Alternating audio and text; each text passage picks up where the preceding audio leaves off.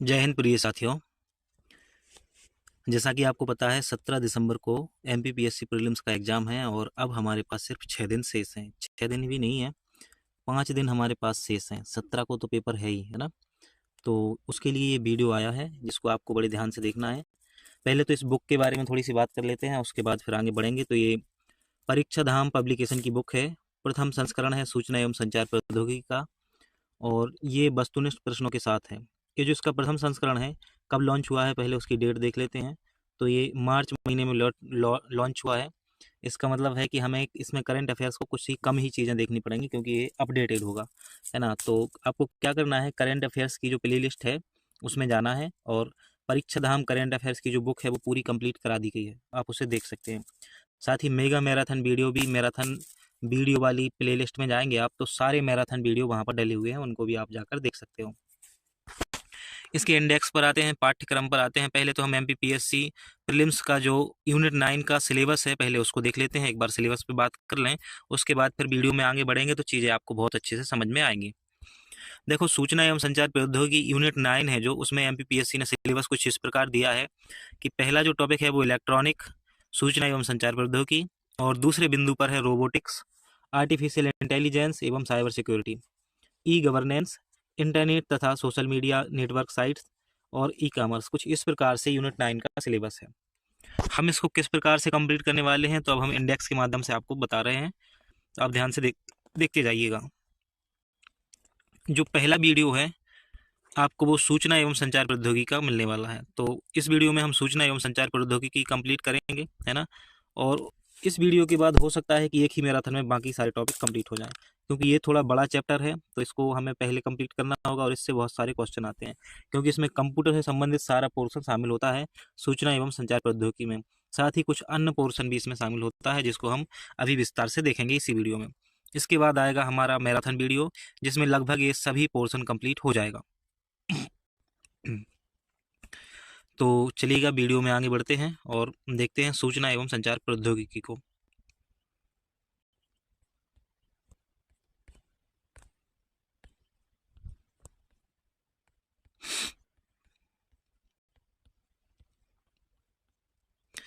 तो इस बुक का जो परीक्षा धाम पब्लिकेशन की बुक है उसका जो दूसरा चैप्टर है वो है सूचना एवं संचार प्रौद्योगिकी। इसमें हम देखेंगे, सबसे पहले कंप्यूटर के बारे में समझेंगे। कंप्यूटर एक लैटिन शब्द है, कंप्यूट से लिया गया है, जिसका अर्थ होता है गणना करना। इसके लिए गणक यंत्र भी कहा जाता है। कंप्यूटर एक स्वचालित इलेक्ट्रॉनिक मशीन है जिसमें हम अपरिष्कृत आंकड़े देकर प्रोग्राम के नियंत्रण द्वारा उन्हें अर्थपूर्ण सूचनाओं में परिवर्तित करते हैं। ये तो कंप्यूटर के बारे में सामान्य जानकारी है, सभी को पता है।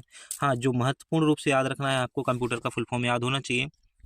कंप्यूटर का जो फुल फॉर्म होता है, full form common operating machine particular used for technological education research, इसका फुल फॉर्म होता है। इसको आप 1 से 2 बार दोहरा लेंगे तो ये लगभग याद हो जाएगा। कंप्यूटर का पितामह चार्ल्स बेबेज को कहा जाता है, और विश्व कंप्यूटर साक्षरता दिवस जो है वो प्रतिवर्ष 2 दिसंबर को मनाया जाता है। आप कमेंट बॉक्स में बताएंगे कि 1 दिसंबर को कौन सा दिवस मनाया जाता है। कंप्यूटर का पितामह चार्ल्स बेबेज को कहा जाता है। विश्व कंप्यूटर साक्षरता दिवस जो है वो प्रतिवर्ष 2 दिसंबर को मनाया जाता है। कंप्यूटर के क्षेत्र में प्रथम की बात कर लें पहले, उसके बाद फिर हम आगे बढ़ेंगे। तो विश्व का जो प्रथम गणना यंत्र है अबेकस। विश्व का प्रथम गणना यंत्र कौन सा है, तो अबेकस है विश्व का प्रथम गणना यंत्र। और प्रथम मैकेनिकल एडिंग यंत्र जो है वो पास्कलाइन है।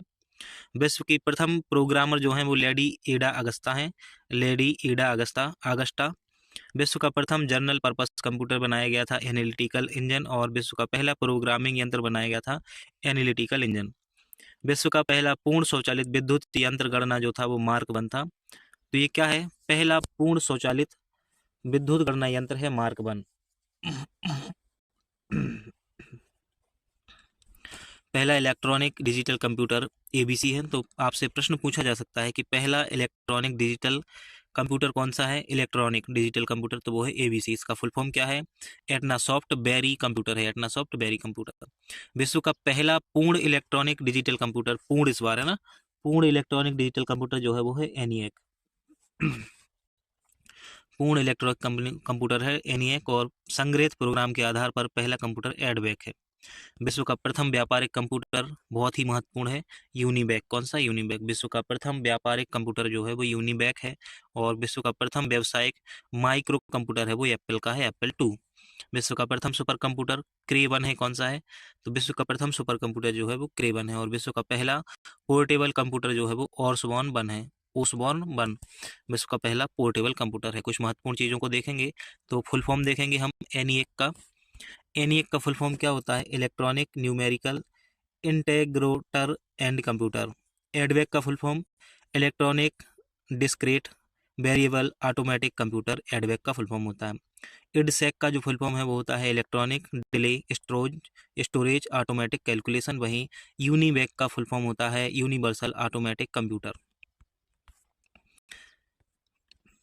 कंप्यूटर के कार्य देखें तो कंप्यूटर का प्रमुख कार्य जो है वो डाटा का इनपुट करना है। डाटा इनपुट कंप्यूटर के इनपुट डिवाइस द्वारा एंट्री किया गया रॉ डाटा जिस पर प्रोग्राम इस प्रोसेस किया जाना है उसे इनपुट डाटा कहते हैं। इनपुट डाटा क्या होता है? जिस पर प्रोग्रामिंग होनी होती है, मतलब जिसको हम कंप्यूटर को देते हैं और कंप्यूटर फिर हमें जो लौटा के देता है ना, वो आउटपुट होता है। इसके लिए इनपुट डिवाइस जैसे कीबोर्ड, माउस आदि का उपयोग किया जाता है। और कीबोर्ड और माउस के अलावा कोई 2 अन्य इनपुट डिवाइस के आप नाम कमेंट बॉक्स में बताएंगे। डाटा प्रोसेसिंग की बात करें तो निर्देशों का एग्जीक्यूशन करके डाटा को सूचना में बदलने के लिए कई की गई गणना डाटा प्रोसेसिंग कहलाती है। प्रोसेसर या प्रोसेस माइक्रो प्रोसेसर से संपन्न होती है। डाटा आउटपुट की बात करें तो प्रोसेसिंग से प्राप्त सूचना को यूजर के सामने डिस्प्ले करना आउटपुट कहलाता है। इसके लिए आउटपुट डिवाइस जैसे प्रिंटर, मॉनिटर और स्पीकर का प्रयोग किया जाता है। आपको ये आउटपुट डिवाइस और इनपुट डिवाइस को विशेष रूप से याद रखना है। डाटा स्टोरेज की बात करें तो डाटा और प्रोग्राम को स्थायी या अस्थायी रूप से स्टोर करना डाटा स्टोरेज कहलाता है। डाटा को स्थायी रूप से स्टोर करने के लिए सेकेंडरी मेमोरी के रूप में हार्ड डिस्क का उपयोग होता है। तो हार्ड डिस्क का उपयोग किस मेमोरी के रूप में किया जाता है? सेकेंडरी मेमोरी होती है हार्ड डिस्क। वहीं अस्थायी रूप में डाटा को स्टोर करने के लिए प्राइमरी मेमोरी का उपयोग होता है। तो स्थायी रूप से हार्ड डिस्क सेकेंडरी मेमोरी के नाम से और अस्थायी रूप से प्राइमरी मेमोरी का उपयोग किया जाता है। अब हम कंप्यूटर की पीढ़ियों को एक नज़र में देखने वाले हैं। तो जो कंप्यूटर की प्रथम पीढ़ी है उसका समय जो है वो 1942 से 1955 है। और इसमें जो कंप्यूटर में मुख्य हार्डवेयर का प्रयोग हुआ है वो है निर्बाध-ट्यूब। सॉफ्टवेयर मशीनी भाषा और बाइनरी संख्या 0 और 1 का भी प्रयोग किया गया। साथ ही मेमोरी के लिए पेपर टेप और पंच कार्ड का प्रयोग प्रथम पीढ़ी में किया गया। किसका? पेपर टेप और पंच कार्ड का प्रयोग प्रथम पीढ़ी में किया गया। गणना के लिए मिलीसेकंड और भाषा के लिए मशीनी भाषा का प्रयोग किया गया। गणना के लिए मिलीसेकंड और भाषा के लिए मशीनी भाषा का प्रयोग। साथ ही इसका जो प्रथम पीढ़ी का उदाहरण है वो है एनीएक। क्या है? एनीएक। अच्छा, आपको चीज़ें याद करनी है ना, तो उसका एक सिंपल सा तरीका ये है कि आप भी उतना ही एक्टिव रहें जितना आप देखना चाहते हैं वीडियो को। तो क्या करें, जैसे एनीएक आया है ना, ENIAC, इसका फुल फॉर्म आप कमेंट बॉक्स में दीजिए। दूसरी जो पीढ़ी है उसका समय है 1956 से 1965। तो कंप्यूटर की जो दूसरी पीढ़ी है उसमें 1956 से 1965 का समय है और ट्रांजिस्टर का प्रयोग होने लगा था। मुख्य हार्डवेयर क्या था? ट्रांजिस्टर। जबकि पहली पीढ़ी में मुख्य हार्डवेयर निर्बाध-ट्यूब था। सॉफ्टवेयर के रूप में असेंबलर और कंपाइलर का प्रयोग होने लगा और मेमोरी के लिए चुंबकीय टेप और डेस्क का प्रयोग होने लगा। गणना इसमें माइक्रो सेकंड में होने लगी और कोबाल और फोर्ट्रॉन भाषा का प्रयोग हुआ। दूसरी पीढ़ी में कोबॉल और फोर्ट्रॉन भाषा का प्रयोग हुआ। IBM 1401 जो है वो द्वितीय पीढ़ी के कंप्यूटर का उदाहरण है। और तीसरी पीढ़ी का समय देखें तो 1966 से 1975 है। इंटीग्रेटेड चिप IC चिप का प्रयोग तीसरी पीढ़ी में किया गया। ये बहुत ही महत्वपूर्ण है कि IC चिप का प्रयोग कंप्यूटर की किस पीढ़ी में किया गया? तो ये तीसरी पीढ़ी में किया गया। और सॉफ्टवेयर के रूप में इंटरप्रेटर का प्रयोग हुआ। चुंबकीय स्टोरेज में वृद्धि की गई और नैनो सेकंड में गणना की जाने लगी। पास्कल, बेसिक और C भाषा का प्रयोग हुआ तृतीय पीढ़ी में। वहीं IBM 360 जो है वो कंप्यूटर की तीसरी पीढ़ी का उदाहरण है। कंप्यूटर की जो चौथी पीढ़ी है 1976 से 1989 में इसका विकास हुआ और माइक्रो प्रोसेसर और VLSI का प्रयोग हुआ। VLSI का फुल फॉर्म आप कमेंट बॉक्स में बताएंगे। तो जो कंप्यूटर की चौथी पीढ़ी है उसमें मुख्य हार्डवेयर क्या था? Micro processor. आपको याद रखना है विशेष रूप से माइक्रो प्रोसेसर। वहीं ग्राफिकल यूजर इंटरफेस और यूनिक्स का प्रयोग होने लगा सॉफ्टवेयर के रूप में। और मेमोरी के लिए अर्धचालक मेमोरी का प्रयोग किया जाने लगा। किसका? अर्धचालक मेमोरी का प्रयोग किया जाने लगा। गणना इस समय पिको सेकंड में और जो भाषा प्रयोग की गई चौथी पीढ़ी में वो ओरेकल थी। IBM PC और एप्पल PC चौथी पीढ़ी के उदाहरण हैं। पांचवी पीढ़ी जो कि 1990 से वर्तमान समय तक चल रही है, इसमें मुख्य हार्डवेयर ULSI, SLSI, लैपटॉप और इंटरनेट का प्रयोग हो रहा है। सॉफ्टवेयर के रूप में इंटरनेट और मल्टीमीडिया का प्रयोग हो रहा है। मेमोरी के लिए ऑप्टिकल डिस्क और वर्चुअल मेमोरी का प्रयोग हो रहा है। फेक्टोसेकंड में गणना होती है। जावा और HTML भाषा का प्रयोग हो रहा है 5वीं पीढ़ी में, और सुपर कंप्यूटर इसके उदाहरण हैं। तो सुपर कंप्यूटर किस पीढ़ी के उदाहरण हैं? 5वीं पीढ़ी के। अच्छा, विशेष रूप से जो इस लिस्ट में याद रखना है आपको, एक तो प्रथम पीढ़ी में निर्बाध क्यूब और दूसरी पीढ़ी में ट्रांजिस्टर, तीसरी पीढ़ी में हार्डवेयर के रूप में इंटीग्रेटेड चिप आ गई, और 5वीं पीढ़ी में माइक्रो प्रोसेसर आ गया। चौथी पीढ़ी में 5वीं पीढ़ी में ULSI, SLSI और लैपटॉप और इंटरनेट का प्रयोग हुआ। प्रथम पीढ़ी का जो उदाहरण था कंप्यूटर में वो था ENIAC, और दूसरी पीढ़ी में कंप्यूटर का उदाहरण था IBM 1401। वहीं ऐसे ही 5वीं पीढ़ी का जो उदाहरण है वो है सुपर कंप्यूटर, और चौथी पीढ़ी में IBM PC और एप्पल PC इसके उदाहरण हैं। अब हम आगे बढ़ते हैं। तो आज तक कंप्यूटर की 5 पीढ़ियां ही ज्ञात हैं। IC चिप का उपयोग कंप्यूटर की तीसरी पीढ़ी में किया गया। IC चिप सिलिकॉन की बनी होती है। काय की बनी होती है? IC चिप सिलिकॉन की बनी होती है। ये प्रश्न पहले भी MPPSC में पूछा जा चुका है और आगे भी पूछा जा सकता है।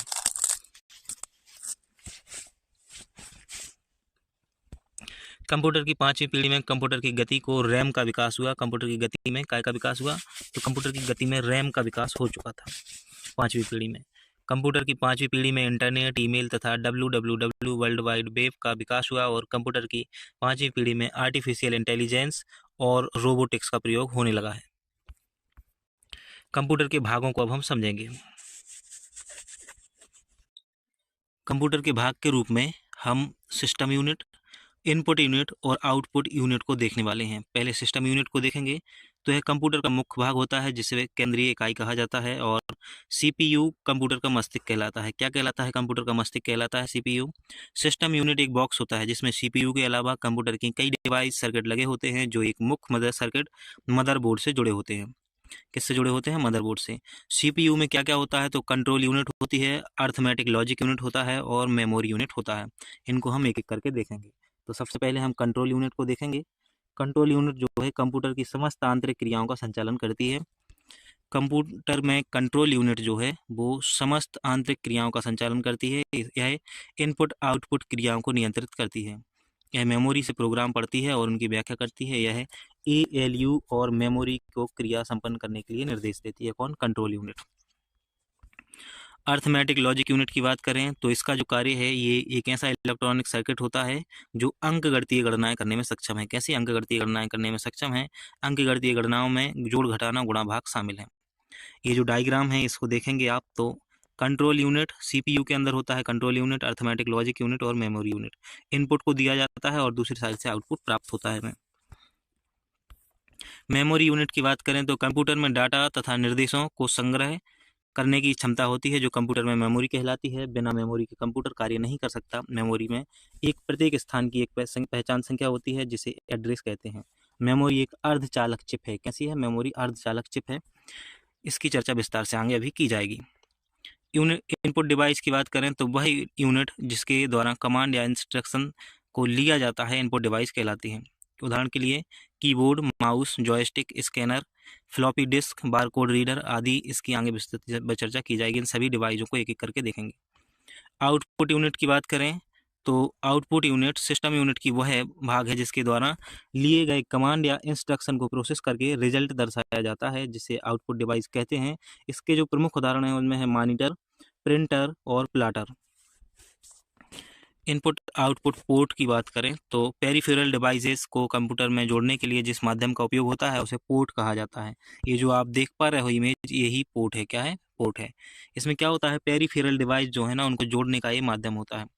ये निम्नलिखित प्रकार के होते हैं: parallel port, serial port, universal serial bus port, midi port जिसे म्यूजिकल इंस्ट्रूमेंट डिजिटल इंटरफेस कहा जाता है, HDMI और VGA वीडियो ग्राफिक्स एरे। ये बहुत महत्वपूर्ण है हमारे लिए, इसका फुल फॉर्म कई बार पूछा जा चुका है। सबसे पहले हम पैरेलल पोर्ट की बात करेंगे। इसमें 8 या उससे अधिक तारों का उपयोग होता है। इसमें 1 लाख बिट डाटा ट्रांसमिशन होते हैं। इनका उपयोग प्रिंटर आदि डिवाइसों को जोड़ने के लिए किया जाता है। डाटा ट्रांसफर की गति सीरियल पोर्ट की अपेक्षा यहाँ पर तीव्र होती है। सीरियल पोर्ट की बात करें तो इसमें कंप्यूटर पोर्ट भी कहते हैं। इसे क्या कहते हैं? इसे कंप्यूटर पोर्ट भी कहते हैं। और इसमें एक बार में 1 बिट डाटा भेजा जाता है। इसकी गति जो है धीमी होती है इसका उपयोग कीबोर्ड और माउस को जोड़ने के लिए किया जाता है। तो जो सीरियल पोर्ट है वो किसे जोड़ता है? कीबोर्ड और माउस को जोड़ता है serial port. Universal serial bus port की बात करें तो यूएसबी जिसे कहते हैं, इसका सबसे अधिक उपयोग बाह्य उपकरणों को जोड़ने के लिए किया जाता है। सामान्यतः सभी कंप्यूटरों में 2-4 यूएसबी पोर्ट होते ही है। इसका उपयोग भी माउस, कीबोर्ड, वाईफाई डिवाइस और पेन ड्राइव को जोड़ने के लिए किया जाता है। मिडी की बात करें तो म्यूजिकल इंस्ट्रूमेंट डिजिटल इंटरफेस से फुल फॉर्म है इसका। मिडी केबल को कंप्यूटर से जोड़ने के लिए इसका उपयोग होता है। इस पोर्ट के माध्यम से हम कई प्रकार के इलेक्ट्रॉनिक म्यूजिकल उपकरण और ऑडियो डिवाइस को कंप्यूटर में जोड़ सकते हैं। उदाहरण के लिए, अगर आपको एक गिटार कंप्यूटर से जोड़ना है तब आप मिडी केबल का उपयोग करेंगे। HDMI की बात करें तो हाई डेफिनेशन मल्टीमीडिया इंटरफेस है। इस पोर्ट का उपयोग हाई डेफिनेशन वीडियो के इंटरफेस को कंप्यूटर से जोड़ने के लिए किया जाता है। आजकल LED मॉनिटर या टीवी को कनेक्ट करने के लिए HDMI केबल का प्रयोग किया जाता है। VGA जिसे हम फुल फॉर्म, जिसका पूरा नाम वीडियो ग्राफिक्स एरे है, इसका उपयोग कंप्यूटर में वीडियो या आउटपुट प्राप्त करने के लिए किया जाता है। कंप्यूटर से टेलीविजन और कंप्यूटर से लैपटॉप को कनेक्ट करने के लिए VGA पोर्ट का उपयोग होता है। कंप्यूटर की विशेषताएं देखें तो कंप्यूटर की विशेषताओं में गति, शुद्धता, सक्षमता, स्मरण शक्ति, व्यापक उपयोगिता, स्वचालन और संग्रहण क्षमता इसकी विशेषताएं हैं। कंप्यूटर साक्षरता दिवस जो है वो 2 अक्टूबर को और कंप्यूटर सुरक्षा दिवस जो है वो 30 नवंबर को मनाया जाता है। अब हम कंप्यूटर के प्रकार देखेंगे तो कंप्यूटर के प्रकारों को हम 3 आधारों पर समझेंगे। एक तो कार्य के आधार पर, आकार के आधार पर और उद्देश्य के आधार पर। कार्य के आधार पर कंप्यूटर के प्रकार को 3 भागों में बांटा गया है। कौन कौन से? एनालॉग कंप्यूटर, डिजिटल कंप्यूटर और हाइब्रिड कंप्यूटर। वहीं आकार के आधार पर कंप्यूटर 4 प्रकार के होते हैं: micro computer, mini computer, main frame computer और सुपर कंप्यूटर। वहीं उद्देश्य के आधार पर बात करें तो उद्देश्य के आधार पर जो कंप्यूटर के प्रकार हैं वो 2 प्रकार के होते हैं: सामान्य उद्देश्य कंप्यूटर और विशेष उद्देश्य कंप्यूटर, जो किसी विशिष्ट उद्देश्य के लिए बनाए जाते हैं, स्पेशल पर्पस के हिसाब से बनाए जाते हैं। सबसे पहले हम बात करेंगे कार्य के आधार पर कंप्यूटरों की। तो जो एनालॉग कंप्यूटर हैं, ये इनका प्रयोग सामान्यतः भौतिक राशियों के मापन पर आधारित होते हैं। इनका उपयोग वहाँ किया जाता है जहाँ भौतिक राशियों के निरंतर मापन की आवश्यकता होती है, जैसे इंजीनियरिंग, इंडस्ट्री एवं विज्ञान के क्षेत्र में। उदाहरण के लिए थर्मामीटर, स्पीडोमीटर, भूकंप मापी यानी कि सीस्मोमीटर, एनालॉग क्लॉक, एनालॉग घड़ी और वोल्टमीटर जो है वो एक प्रकार के एनालॉग कंप्यूटर का प्रयोग होता है इनमें। डिजिटल कंप्यूटर की बात करें तो यह एक ऐसा कंप्यूटर जिनका उपयोग डिजिटल युक्तियों में किया जाता है, डिजिटल सिग्नल का प्रयोग करते हैं। डिजिटल कंप्यूटर डाटा और प्रोग्राम को 0 और 1 में परिवर्तित करके उसको इलेक्ट्रॉनिक रूप में ले जाता है। डिजिटल कंप्यूटर गणना के साथ साथ लॉजिकल क्रियाएं भी करता है। उदाहरण के लिए डिजिटल कंप्यूटर, डिजिटल घड़ी और कैलकुलेटर इसका उदाहरण है। हाइब्रिड कंप्यूटर की बात करें तो इसमें एनालॉग और डिजिटल दोनों के गुण पाए जाते हैं। जैसे पेट्रोल पंप पर कंप्यूटर पेट्रोल की मात्रा को मापकर लीटर में दिखाता है और उसकी गणना भी करता है। वहीं अस्पताल में रोगी के तापमान, धड़कन, रक्तचाप आदि को एनालॉग सिग्नल के रूप में ग्रहण कर और फिर उन्हें डिजिटल सिग्नलों में बदलकर परिणाम को अंकों में प्रदर्शित करता है।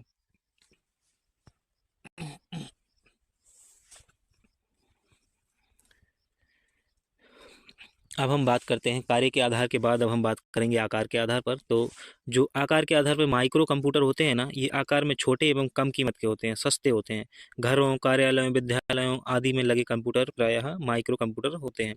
इन कंप्यूटरों की जो संग्रह क्षमता है तथा कार्य करने की गति है अपेक्षाकृत कैसी होती है? कम होती है और इन पर एक ही समय में एक ही व्यक्ति कार्य कर सकता है। उदाहरण के लिए desktop computer, laptop, palmtop, notebook और टैबलेट इनके प्रमुख उदाहरण हैं। इनको क्या कहा जाता है? माइक्रो कंप्यूटर कहा जाता है, जिनका सामान्य तौर पर उपयोग होता है।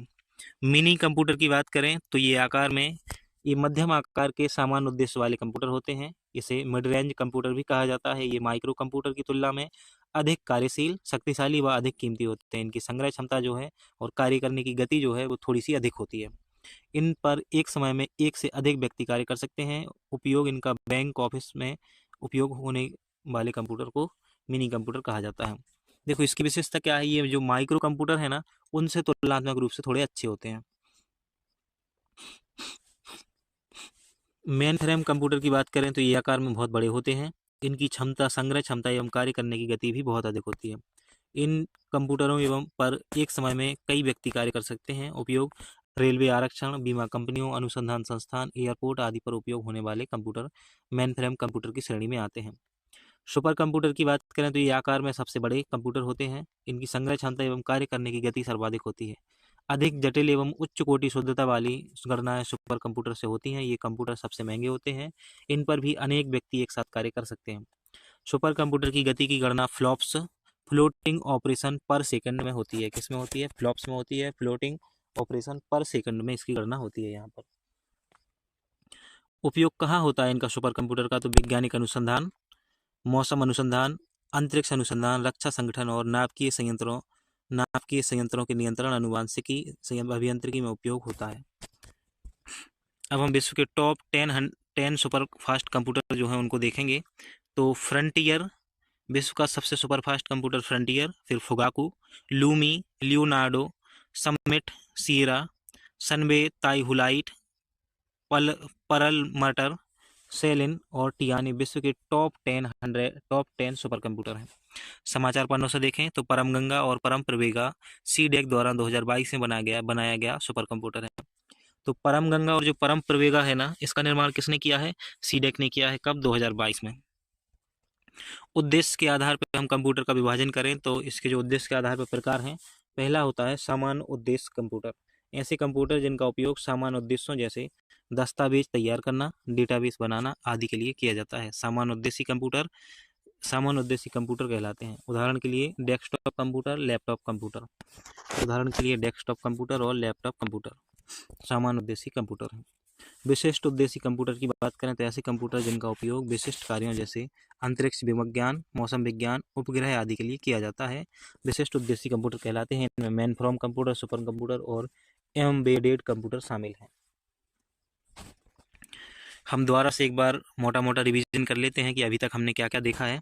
तो एक बार दोबारा से मोटा मोटा रिवीजन कर लें सुपर फास्ट, उसके बाद फिर हम आगे बढ़ेंगे।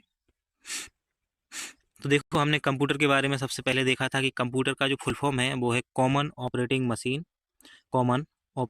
Machine particular use for technological education research. और कंप्यूटर के पितामह के रूप में हमने चार्ल्स बेबेज का नाम देखा था, जो लगभग सभी को पता होता है। कंप्यूटर साक्षरता दिवस जो है वो 2 दिसंबर को प्रतिवर्ष मनाया जाता है। और इसके साथ हमने एक और दिवस देखा है कि 30 नवंबर को कंप्यूटर सुरक्षा दिवस मनाया जाता है। फिर इसके बाद हमने कुछ फुल फॉर्म देखे थे। एनईएक का फुल फॉर्म क्या होता है? Electronic numerical integrator and computer. वहीं एडवेक का जो फुल फॉर्म होता है electronic discrete variable automatic computer. EDSAC का जो फुल फॉर्म है electronic delay storage automatic calculator होता है। वहीं यूनिबेक का जो फुल फॉर्म होता है यूनिवर्सल ऑटोमेटिक कंप्यूटर। क्या होता है?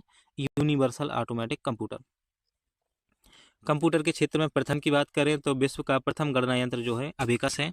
हमने जब प्रथम में देखा कुछ महत्वपूर्ण चीजें देखी थी कि जो विश्व का प्रथम गणना यंत्र क्या है? अबेकस है। और प्रथम प्रोग्रामर कौन थी विश्व की? लेडी एडा अगस्टा प्रथम प्रोग्रामर थी। इसके बाद जो सर्वाधिक महत्वपूर्ण हमने देखा था विश्व का पहला इलेक्ट्रॉनिक डिजिटल कंप्यूटर था एबीसी, जिसका फुल फॉर्म होता है एटनासॉफ्ट बेरी कंप्यूटर। और इसके बाद हमने देखा था विश्व का पहला पूर्ण इलेक्ट्रॉनिक जो कंप्यूटर है ना, पूर्ण इलेक्ट्रॉनिक डिजिटल कंप्यूटर है, उसमें एनिएक का नाम आता है। और विश्व का प्रथम व्यापारिक कंप्यूटर यूनिबैक था। कौन सा? यूनिबैक विश्व का प्रथम कंप्यूटर था, व्यापारिक कंप्यूटर। विश्व का प्रथम सुपर कंप्यूटर क्रे 1 देखा था और पोर्टेबल कंप्यूटर ओर्स 1 देखा था। कौन सा? ओर्स 1। इसके बाद जब हम आगे बढ़े तो हमने कंप्यूटर के कार्यों को देखा और कंप्यूटर के कार्यों में हमने देखा कि डाटा का इनपुट करना, डाटा को प्रोसेस करना, डाटा आउटपुट, डाटा स्टोरेज करना कंप्यूटर के प्रमुख कार्य हैं। कंप्यूटर की पीढ़ियों को जब हमने देखा तो प्रथम पीढ़ी में किस हार्डवेयर का प्रयोग हुआ था? निर्वात ट्यूब का प्रयोग हुआ था। कंप्यूटर की जो प्रथम पीढ़ी है 1942 से 1955 तक इसका समय माना जाता है और इसमें निर्वात ट्यूब के रूप में मुख्य हार्डवेयर का प्रयोग हुआ। और मेमोरी में किस चीज़ का प्रयोग हो रहा था? पेपर टेप और पंच कार्ड का प्रयोग मेमोरी में हो रहा था। दूसरी पीढ़ी के जब हम कंप्यूटरों पे आए तो हमने देखा कि 1956 और 1965 के बीच इसका समय है और ट्रांजिस्टर का प्रयोग हो रहा है इसमें। इसके बाद तीसरी पीढ़ी में इंटीग्रेटेड सर्किट चिप का प्रयोग किया गया और चौथी पीढ़ी में जो है जिसका समय 1976 से 89 है, माइक्रो प्रोसेसर का प्रयोग होने लगा था। पांचवी पीढ़ी में यूएलएसआई एसएलएसआई लैपटॉप, इंटरनेट और भी चीज़ों का प्रयोग होने लगा है और इसमें सुपर कंप्यूटरों का निर्माण किया गया पांचवी पीढ़ी में। इसके बाद जब हम आगे बढ़े थे तो हमने देखा था कि कंप्यूटर की जो आईसी चिप होती है वो काय की बनी होती है? सिलिकॉन की बनी होती है। और पांचवी पीढ़ी में आर्टिफिशियल इंटेलिजेंस और रोबोटिक्स का प्रयोग भी होने लगा है। इसके बाद हमने कंप्यूटर के भाग देखे थे, जिसमें सिस्टम यूनिट, इनपुट यूनिट और आउटपुट यूनिट को समझा था। सिस्टम यूनिट में 3 और भाग होते हैं सीपीयू में: control unit, arithmetic logic unit और मेमोरी यूनिट। कंट्रोल यूनिट में हमने देखा था कि जो कंट्रोल यूनिट है यह निर्देश देती है किसको, एएलयू को और मेमोरी यूनिट को।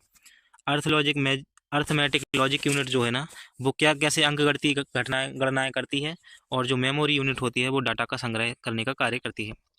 इनपुट यूनिट क्या करती है, इंस्ट्रक्शन या कमांड देती है सीपीयू कंप्यूटर को, ये इनपुट कहलाती हैं। इनमें जो महत्वपूर्ण डिवाइस देखी थी हमने, उपकरण, वो है keyboard, mouse, joystick, scanner, floppy disk, barcode reader, एक ऐसी है इनपुट डिवाइस है। वहीं आउटपुट डिवाइस में हमने देखा था मॉनिटर, प्रिंटर, प्लाटर आदि इसकी उदाहरण है। उसके बाद हमने इनपुट और आउटपुट पोर्ट देखे थे, कुछ जो कंप्यूटर में होते हैं अलग अलग डिवाइसों को जोड़ने के लिए। तो इसमें हमने कुछ इस प्रकार से देखा था, पैरेलल पोर्ट देखा था, सीरियल पोर्ट, यूएसबी जो सबसे महत्वपूर्ण है, यूनिवर्सल सीरियल बस पोर्ट, जिसका नाम याद रखना है आपको, मिडी म्यूजिकल इंस्ट्रूमेंट डिजिटल इंटरफेस, और एचडीएमआई को देखा था। बीजीए वीडियो ग्राफिक्स एरे इसका फुल फॉर्म होता है। उसके बाद जब हम आगे बढ़े तो हमने कंप्यूटर की विशेषताएं देखी थी, और हमने देखा था कि कंप्यूटर के प्रकार 3 आधारों पर, कार्य के आधार पर, आकार के आधार पर और उद्देश्य के आधार पर। अब हम वीडियो में आगे बढ़ेंगे। तो विश्व के टॉप 10 सुपर कंप्यूटर कौन कौन से हैं? जो सबसे पहले स्थान पर है वो है फ्रंटियर, फुगाकू दूसरे नंबर पर, तीसरे नंबर पर है लूमी, फिर आगे इसी तरीके से Leonardo, Summit, Sierra, Sunway, TaihuLight, Perlmutter, Selene और टियान। और जो बहुत ही महत्वपूर्ण फैक्ट हमने देखा है समाचार पन्नों से, वो ये है कि परम गंगा और परम प्रवेगा जो है वो सी डैक के द्वारा किसने निर्माण किया है? सी डैक ने इसका निर्माण किया है। उद्देश्य के आधार पर फिर हमने कंप्यूटरों को देखा था 2 आधारों पर, किस पे? सामान्य उद्देश्य और विशिष्ट उद्देश्य। अब हम भारत में सुपर कंप्यूटर के विकास यात्रा पर निकल रहे हैं, तो आप हमारे साथ यात्रा करेंगे, आपको अच्छा लगेगा। भारत में सुपर कंप्यूटर का पिता विजय भाटकर को कहा जाता है। किसे कहा जाता है? बहुत ही महत्वपूर्ण फैक्ट है, ये बहुत ही महत्वपूर्ण नाम है। सुपर कंप्यूटर का जनक जो है वो भारत में विजय भाटकर को कहा जाता है। भारत में सुपर कंप्यूटर का विकास 1900 दशक के में एनएएल द्वारा निर्मित फ्लो सोलबर्ग कंप्यूटर के माध्यम से हुआ। NAL national aeronautics laboratories, CDAC centre for development for advance computing, और कहाँ पर है? ये पुणे में है। वहीं बार्क जो है वो आईआईटी मुंबई, बार्क और आईआईटी मुंबई आदि एक कंप्यूटर निर्माता हैं भारत में। तो आपसे पूछा जाए भारत में सुपर कंप्यूटर का निर्माण कौन कौन करता है, तो एक तो नेशनल एरोनॉटिक्स लेबोरेटरीज का नाम याद रखना है, सीडेक, और बार्क और आईआईटी मुंबई का नाम याद रखना है। अब हम एक एक करके इनको देखेंगे। सबसे पहले सीडेक की बात करते हैं। सीडेक का पूरा नाम जो है वो centre for development and advance computing है। इसकी स्थापना जो है 1988 में की गई, जिसका मुख्यालय कहाँ पर है? पुणे में है। मुख्यालय पुणे में है और 1988 में स्थापना हुई। इसका फुल फॉर्म आपको याद रखना है। भारत का पहला सुपर कंप्यूटर परम 8000 और वर्ष 1991 में सीडेक के द्वारा बनाया गया था। तो जो परम 8000 है वो भारत का पहला सुपर कंप्यूटर है, किसके द्वारा बनाया गया? सीडेक के द्वारा बनाया गया था। परम सुपर कंप्यूटर के साथ ही सीडेक ने पारस व परूल नाम से 2 सॉफ्टवेयर बनाए जो सुपर कंप्यूटर से संबंधित हैं। तो परम सुपर कंप्यूटर के साथ ही सीडेक ने पारस और परूल नाम से 2 सॉफ्टवेयर बनाए जो सुपर कंप्यूटर से संबंधित हैं।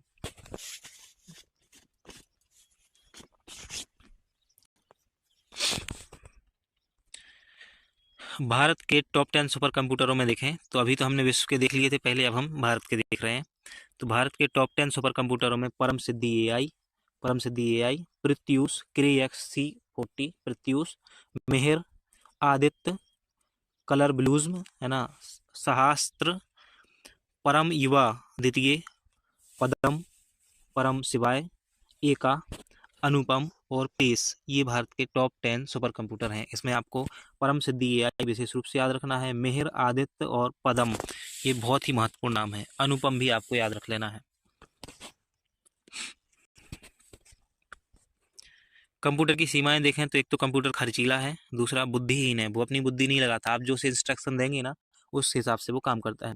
विद्युत पर निर्भर है, बिना विद्युत के कुछ नहीं है। हाँ, बैटरी वाले आने लगे तो बैटरी भी तो विद्युत का ही कार्य करती है ना।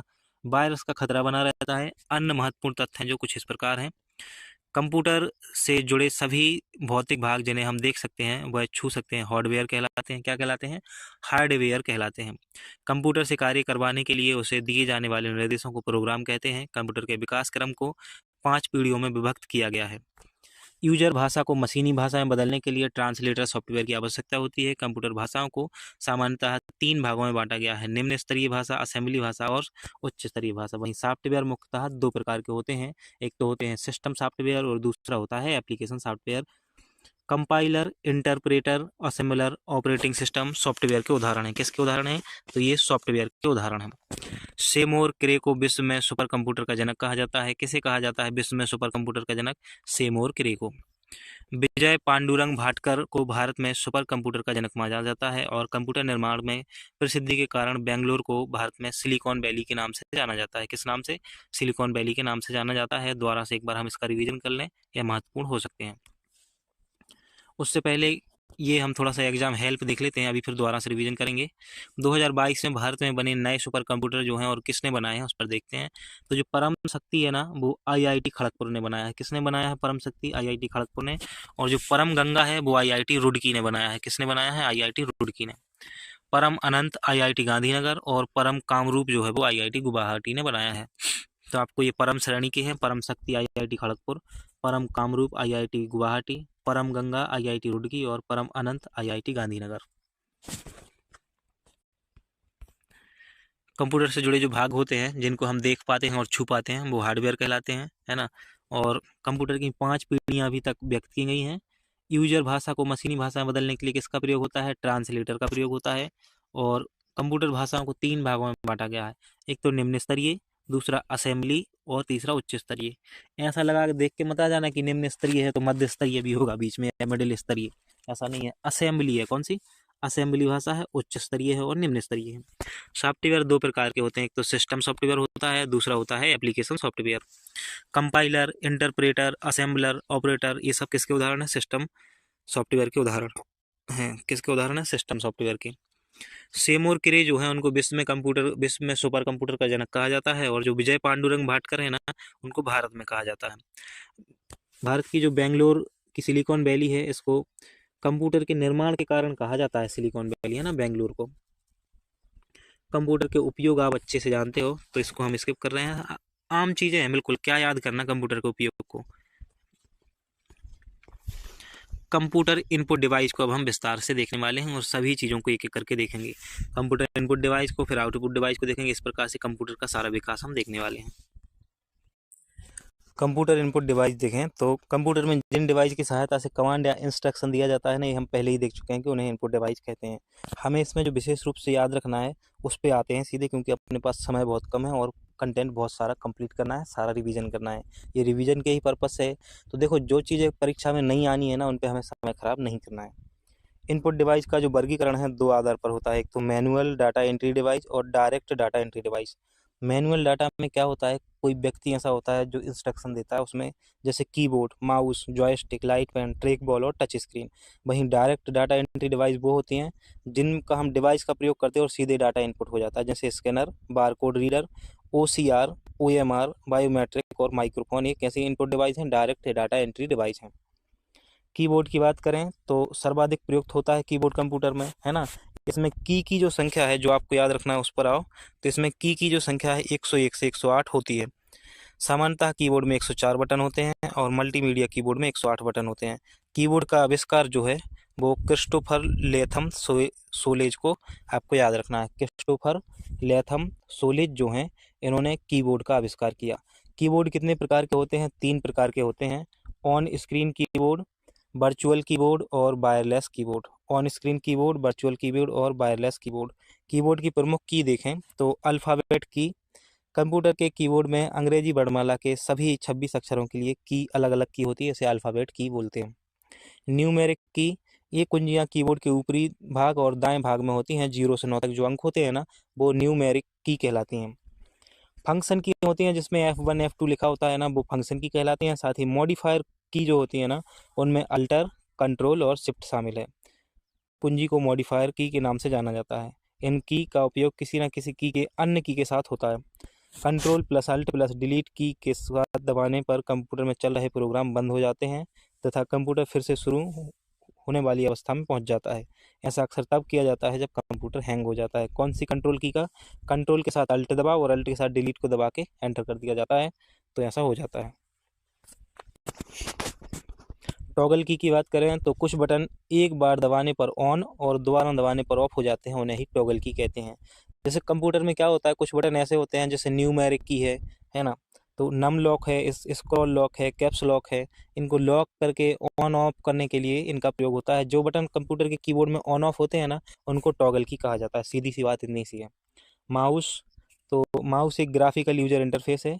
पॉइंटिंग इनपुट डिवाइस है। आपसे सीधा पूछा जा सकता है कि कंप्यूटर के में कौन सी input device pointing input device है, तो उसका सही आंसर होगा क्या? माउस।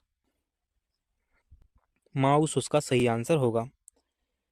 माउस के आविष्कारक डगलस सी एंजेलबर्ट हैं। ये बहुत ही महत्वपूर्ण पॉइंट है जो आपको याद रखना है। किसका नाम? डगलस सी एंजेलबर्ट का। वहीं कीबोर्ड के जो आविष्कारक हैं उनका भी नाम आपको याद रखना है, क्रिस्टोफर, है ना। ट्रैक बॉल की बात करें तो यह एक प्रकार की पॉइंटिंग डिवाइस है जिसे माउस की तरह प्रयोग किया जाता है। इसका इमेज आप इस साइड देख पा रहे हो। इसका प्रयोग जो है कर्सर के मूवमेंट को कंट्रोल करने के लिए किया जाता है। ट्रैक बॉल का प्रयोग सीडेक, सी कैम, सॉरी कैड और कैम में, कंप्यूटर के वर्क स्टेशनों जैसे air traffic control room, radar controls में और सोनार सिस्टम में किया जाता है। जॉयस्टिक की बात करें तो यह भी एक पॉइंटिंग डिवाइस है जो दिशा मूव में, यह सभी दिशाओं में मूव करती है और कर्सर के मूवमेंट को कंट्रोल करती है। जॉयस्टिक का प्रयोग computer gaming, CAD CAM system में होता है। जिन लोगों ने कभी ना कभी कंप्यूटर चलाया है ना, वो इन चीज़ों को बहुत ही आसानी से समझ पा रहे होंगे और उनको बहुत मज़ा भी आ रहा होगा वीडियो देखने में। लाइट पेन की बात करें तो लाइट पेन आप इसे यहाँ पर ये देख पा रहे हो। लाइट पेन की बात करें तो यह एक हाथ से चलाने वाली इलेक्ट्रो ऑप्टिकल पॉइंटिंग डिवाइस है। कैसी है? इलेक्ट्रो ऑप्टिकल पॉइंटिंग डिवाइस है। इसका प्रयोग ड्राइंग, फोटो एडिटिंग, ग्राफ्स और मेन्यू को सिलेक्ट करने के लिए किया जाता है। टच स्क्रीन भी एक इनपुट डिवाइस है। क्या है? तो लाइट पेन भी इनपुट डिवाइस है और टच स्क्रीन भी इनपुट डिवाइस है। यह एक प्रकार की इनपुट डिवाइस होती है जो यूजर से तब इनपुट लेती है जब यूजर अपनी फिंगर को कंप्यूटर की टच स्क्रीन पर रखता है। टच स्क्रीन का उपयोग सामान्यतः ATM, airline, bank, reservation, supermarket, bank mobile में किया जाता है और मोबाइल में भी इसका प्रयोग होता है। स्कैनर कैसी डिवाइस है? पहली बात तो स्कैनर इनपुट डिवाइस है ना। इसका प्रयोग क्या होता है? एक ड्रम के रूप में होता है हार्ड कॉपी को स्कैन करने के लिए। डिजिटल कैमरा जो है, यह कैमरा या वीडियो को डिजिटल फॉर्मेट में कैप्चर करता है और इन्हें अपनी मेमोरी में स्टोर कर लेता है। बाद में हम इस स्टोर को इमेज, वीडियो को कंप्यूटर में ट्रांसफ़र कर देते हैं। इस रूप में किसके रूप में कार्य करता है? इनपुट डिवाइस के रूप में कार्य करता है। वेब कैमरा की बात करें तो वेब कैमरा जो है, जब हम वीडियो कॉल करते हैं ना, तो हम इनपुट जा रहा होता है उसमें कंप्यूटर में, तो वेब कैमरा भी इनपुट डिवाइस है। वहीं माइक्रोफोन या माइक की बात करें तो माइक भी एक इनपुट डिवाइस है। ऑप्टिकल मार्क रीडर, इसका OMR का जो फुल फॉर्म होता है ऑप्टिकल मार्क रीडर होता है। ये क्या होता है? यह विशेष प्रकार के संकेतों, चिन्हों को पढ़कर उसे कंप्यूटर द्वारा उपयोग के लिए उपयोगी बनाता है। इसको कहते हैं ऑप्टिकल मार्क रीडर। एक ऐसी डिवाइस है, इनपुट डिवाइस है। बार कोड रीडर भी एक इनपुट डिवाइस है जिसका आप खूब प्रयोग करते होंगे अगर आप अपने पास मोबाइल फ़ोन और ऑनलाइन पेमेंट करते हैं तो, है ना। तो QR कोड और बार कोड से आप अच्छे से परिचित हैं। MICR की बात करें तो मैग्नेटिक इंक कैरेक्टर रिकॉग्नाइजेशन इसको कहा जाता है। इसका प्रयोग विशेष चुंबकीय स्याही आयरन ऑक्साइड से विशेष तरीके से लिखे अक्षरों को कंप्यूटर के जरिए पढ़ने के लिए किया जाता है। MICR कैरेक्टर में लिखे हुए कैरेक्टर के मैग्नेटिक पैटर्न्स को पढ़ लेता है। इसका प्रयोग बैंकों द्वारा चेक ड्राफ्ट में किया जाता है। ऑप्टिकल कैरेक्टर रिकॉग्निशन की बात करें तो OCR जो है एक ऐसी तकनीक है जिसका इस्तेमाल एक डिजिटल इमेज में टेक्स्ट रिकॉग्नाइज पहचानने के लिए किया जाता है। स्कैन के किए गए टेक्स्ट डॉक्यूमेंट की पहचान कर उसे वर्ड प्रोसेसिंग टेक्स्ट में बदलता है ताकि उसे कंप्यूटर में एडिट किया जा सके। बायोमेट्रिक सेंसर की बात करें तो बायोमेट्रिक डिवाइस में मुख्यतः व्यक्ति की बायोमेट्रिक डाटा को इकट्ठा करने के लिए ज़्यादातर उसके फिंगरप्रिंट का उपयोग होता है। किसमें? बायोमेट्रिक डिवाइस में। बायोमेट्रिक डिवाइस में हम क्या करते हैं, ये एक कंप्यूटर डिवाइस है और जब हम इस पर अपना जो फिंगर लगाते हैं ना या अंगूठा लगाते हैं, थंब लगाते हैं, तो उससे क्या हो रहा होता है? हमारा डाटा ना इनपुट हो रहा है ना, तो इनपुट डिवाइस होगी। इलेक्ट्रॉनिक कार्ड रीडर, जैसे आप स्वाइप करते हो ATM कार्ड को, तो उससे क्या होता है? कंप्यूटर में हमारा डाटा कंप्यूटर को पता चलता है, अर्थात इनपुट हो रहा है डाटा, इसलिए यह भी कैसी डिवाइस होगी? इनपुट डिवाइस होगी। कंप्यूटर आउटपुट डिवाइस कौन सी कहलाती हैं? जिससे हमें कुछ परिणाम जो होते हैं ना, प्रोसेसिंग के बाद हमने जो डाटा इनपुट किया था उसमें प्रोसेसिंग होगी और उसके बाद जो परिणाम निकल के आता है ना, वही आउटपुट है। तो सॉफ्ट कॉपी आउटपुट डिवाइस और हार्ड कॉपी आउटपुट डिवाइस दो प्रकार की होती हैं। सॉफ्ट कॉपी में कौन सी आती है? मॉनिटर, प्रोजेक्टर और स्पीकर आती हैं। वहीं हार्ड कॉपी में प्रिंटर और प्लाटर आते हैं। हार्ड कॉपी वो कहलाती है जिसे हम हाथ में ले सकते हैं ना, और जबकि मॉनिटर पे अगर कोई इमेज दिख रहा है तो हम उसे देख ही सकते हैं ना, पकड़ थोड़ी सकते हैं, इसीलिए वो सॉफ्ट कॉपी है। आउटपुट डिवाइस की परिभाषा पढ़ने की ज़रूरत है नहीं, हमें इनको सीधे देखना है कि कौन कौन से जो उपकरण हैं वो आउटपुट डिवाइस में आते हैं। तो जो पहला है, मॉनिटर को देखेंगे। मॉनिटर एक ऐसा आउटपुट डिवाइस है जो टीवी की तरह स्क्रीन पर आउटपुट को प्रदर्शित करता है ना, टीवी की तरह स्क्रीन पर क्या करता है, आउटपुट प्रदर्शित करता है। और क्या होता है इसमें, इसे वीडीयू विजुअल डिस्प्ले यूनिट भी कहा जाता है। मोस्ट इंपोर्टेंट, वीडीयू का फुल फॉर्म क्या होता है, विजुअल डिस्प्ले यूनिट। यह सर्वाधिक सॉफ्ट कॉपी आउटपुट डिवाइस है, सर्वाधिक प्रचलित है। मॉनिटर की गुणवत्ता जो होती है, इसमें pixel, resolution, refresh rate, response time, इसकी क्या है, गुणवत्ता है। पिक्सल क्या होते हैं, मॉनिटर पर दिखाई जाने वाली प्रत्येक सूचना या ग्राफ छोटे छोटे चमकीले बिंदुओं से बनी होती है, उसे ही डॉट या पिक्सल कहा जाता है। यह इमेज की सबसे छोटी यूनिट होती है। जो आप आजकल मोबाइल से इतने मेगा पिक्सल का कैमरा, उतने मेगा का पिक्सल कैमरा लाते हो ना, उससे जो इमेज बनी होती है वो डॉट डॉट डॉट से मिलकर बनी होती है, और जो वो डॉट डॉट डॉट से होते हैं ना, उन्हीं को पिक्सल बोला जाता है। रेजोल्यूशन की बात करें तो रेजोल्यूशन जो है, पिक्सल की वह संख्या जिसे डिस्प्ले स्क्रीन समायोजित कर सकती है, उसे रेजोल्यूशन कहा जाता है। 15 इंच के एसबीजीए मॉनिटर को रेजोल्यूशन पिक्सल हो सकता है। डॉट पिच की बात करें, दो पिक्सलों के बीच की जो दूरी होती है उसे डॉट पिच कहते हैं। तो आपसे पूछा जा सकता है डॉट पिच किसे कहते हैं, तो दो पिक्चरों के बीच की दूरी जो होती है वो क्या कहलाती है, डॉट पिच कहलाती है। रिफ्रेश रेट, रिफ्रेश रेट यह बतलाता है कि मॉनिटर एक सेकंड में कितनी बार सूचना को रिफ्रेश करता है। रिफ्रेश रेट बढ़ाने के लिए मॉनिटर की क्वालिटी बढ़ती है, इसे हर्ट्ज में मापा जाता है। रिस्पॉन्स टाइम की बात करें, किसी पिक्सल का एक रंग को बदलकर दूसरे रंग में प्रदर्शित करने में लगा समय रिस्पॉन्स टाइम कहलाता है। अभी हम इनको दोबारा से देख लेंगे तो आपको अच्छे से समझ में आ जाएगा, इनसे प्रश्न पूछा जा सकता है, क्योंकि जिस प्रकार के प्रश्न यूनिट 9 से पूछे जा रहे हैं ना, उन सभी चीज़ों को हमें लेके चलना है, उन सभी चीज़ों को हमें तैयार करना है। प्रिंटर की बात करें तो प्रिंटर एक आउटपुट डिवाइस है। जैसा कि आपने देखा होगा, प्रिंटर फोटोकॉपी खूब करवाते होंगे, जो निकल के आती है ना, वही प्रिंटर है ना। तो प्रिंटर और फोटोकॉपी मशीन दो अलग अलग चीज़ें हैं, लेकिन प्रिंटर भी फोटोकॉपी का काम करती है, और जो हमें आउटपुट मिलता है ना हार्ड कॉपी के रूप में, वो प्रिंटर का काम है। प्रिंटर की जो आउटपुट क्वालिटी की माप है वो डीपीआई में होती है, डॉट पर इंच, ये आपको याद रखना है, विशेष रूप से डॉट पर इंच आपको याद रखना है। प्लाटर की बात करें तो प्लाटर भी एक प्रिंटर की तरह ही एक हार्ड कॉपी आउटपुट डिवाइस है। इसमें क्या होता है, इसका प्रयोग बड़े चित्र, चार्ट, ग्राफ, मानचित्र आदि को बनाने के लिए किया जाता है। यह 3D प्रिंटर भी कर सकता है। तो ऐसा काम कौन कर सकता है, 3D प्रिंटर भी कर सकता है। स्क्रीन प्रोजेक्टर जो है, यह एक सॉफ्ट कॉपी देने वाला आउटपुट डिवाइस है। स्क्रीन प्रोजेक्टर, प्रोजेक्टर आपने देखा होगा मूवी वूवी देखने के लिए, कभी भी आप मूवी देखने गए होगे तो वहाँ पे प्रोजेक्टर से जहाँ मूवी दिखाई जाती है, आपने देखा होगा, वो कहलाता है स्क्रीन प्रोजेक्टर। जिस पे हमें चित्र, फिल्म या चित्र चलती हुई दिखाई देती है एक दीवार से पर, है ना, उससे जो प्रोजेक्टर से रोशनी निकलती है ना, वो दीवार पर छा जाती है और वो उससे दिखता है, समझ में आ जाता है। यह कंप्यूटर के हार्ड डिस्क, सीडी, डीवीडी इत्यादि में सेव ऑडियो और जैसे गाने और वीडियो से इलेक्ट्रॉनिक सिग्नल लेता है और उन्हें ऑडियो में बदल देता है। क्या स्पीकर ऐसा करता है। हेडफोन की बात करें तो हेडफोन स्पीकर के स्थान पर प्रयोग होने वाला आउटपुट डिवाइस है, इसे ईयरफोन भी कहते हैं, आप अच्छे से परिचित हैं। इनपुट आउटपुट डिवाइस, कुछ डिवाइस हैं जो इनपुट आउटपुट दोनों में शामिल होती हैं, जैसे मॉडेम, एटीएम मशीन और fax machine. Modem, ATM machine और फैक्स मशीन, साथ ही टच स्क्रीन भी। मॉडेम की बात करें तो मॉडेम दो शब्दों एमओ और डीईएम से मिलकर बना है। इसका जो फुल फॉर्म है, एमओ से मॉड्यूलेटर और डीईएम से डीमॉड्यूलेटर बना है। मॉडेम के माध्यम से जब डिजिटल सिग्नल को एनालॉग सिग्नल में परिवर्तित किया जाता है तो इस प्रक्रिया को मॉड्यूलेटर कहते हैं। देखो पहले आ रहा है मॉड्यूलेटर, इसलिए डिजिटल सिग्नल को एनालॉग में बदलेंगे, है ना। जब हम डिजिटल सिग्नल को एनालॉग में परिवर्तित करते हैं तो मॉड्यूलेशन कहा जाता है, और जब एनालॉग से डिजिटल में बदलते हैं तो डी मॉड्यूलेशन कहा जाता है। डिजिटल डी से शुरू हो रहा है और डी मॉड्यूलेशन भी डी से शुरू हो रहा है, इसलिए जब एनालॉग से डिजिटल में आएंगे तो डी मॉड्यूलेशन होगा। मॉडेम जो है, मॉड्यूलेशन और डीमॉड्यूलेशन का संक्षिप्त रूप है। ये दोनों शब्द की इसकी कार्यप्रणाली को दर्शाते हैं। अब हम कंप्यूटर मेमोरी को समझेंगे। तो कंप्यूटर मेमोरी जो है वो तीन प्रकार की होती है, एक तो प्राइमरी मेमोरी, सेकेंडरी मेमोरी और कैश मेमोरी। प्राथमिक मेमोरी द्वितीयक मेमोरी और कैश मेमोरी। मेमोरी के बारे में देखें पहले।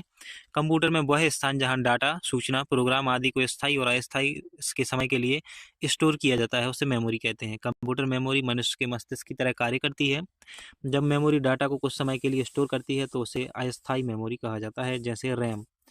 जब मेमोरी क्या करती है, डाटा को कुछ समय के लिए स्थायी करती है, स्टोर करती है, तो उसे अस्थायी मेमोरी कहा जाता है। और रैम जो है किसका उदाहरण है, अस्थायी मेमोरी का उदाहरण है रैम। और जब मेमोरी अधिक समय के लिए स्टोर करती है डाटा को तो उसे क्या कहा जाता है, रोम कहा जाता है। इसका रोम का फुल फॉर्म क्या है आप कमेंट बॉक्स में बताइए अगर आपको पता है, और रैम का क्या है वो भी आप कमेंट बॉक्स में बता सकते हो।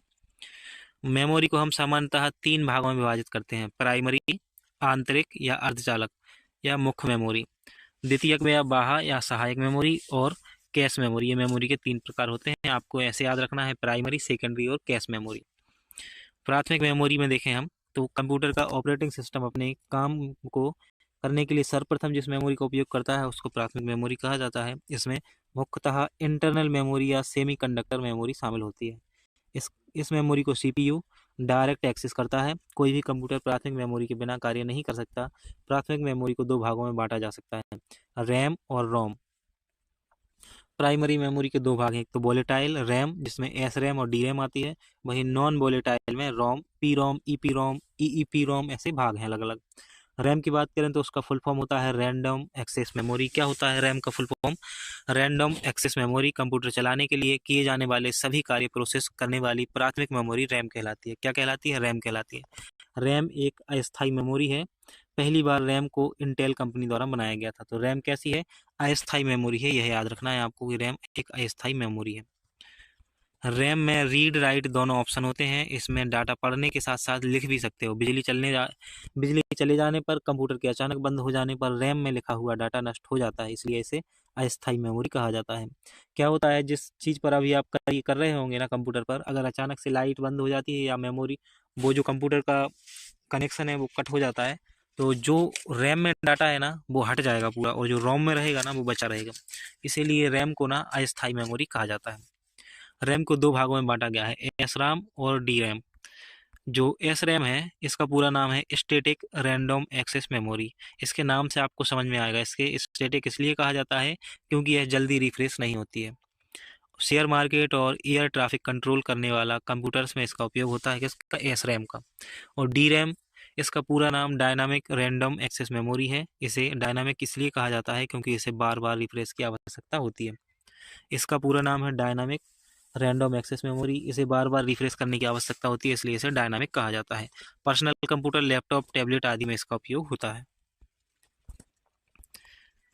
रोम की बात करें तो इसे रीड ओनली मेमोरी कहा जाता है। ये एक स्थायी मेमोरी है। कैसी है, तो जो रोम है एक स्थायी मेमोरी है, नॉन वोलेटाइल है, और इसमें केवल डाटा को रीड किया जा सकता है। क्या किया जा सकता है, रीड किया जा सकता है।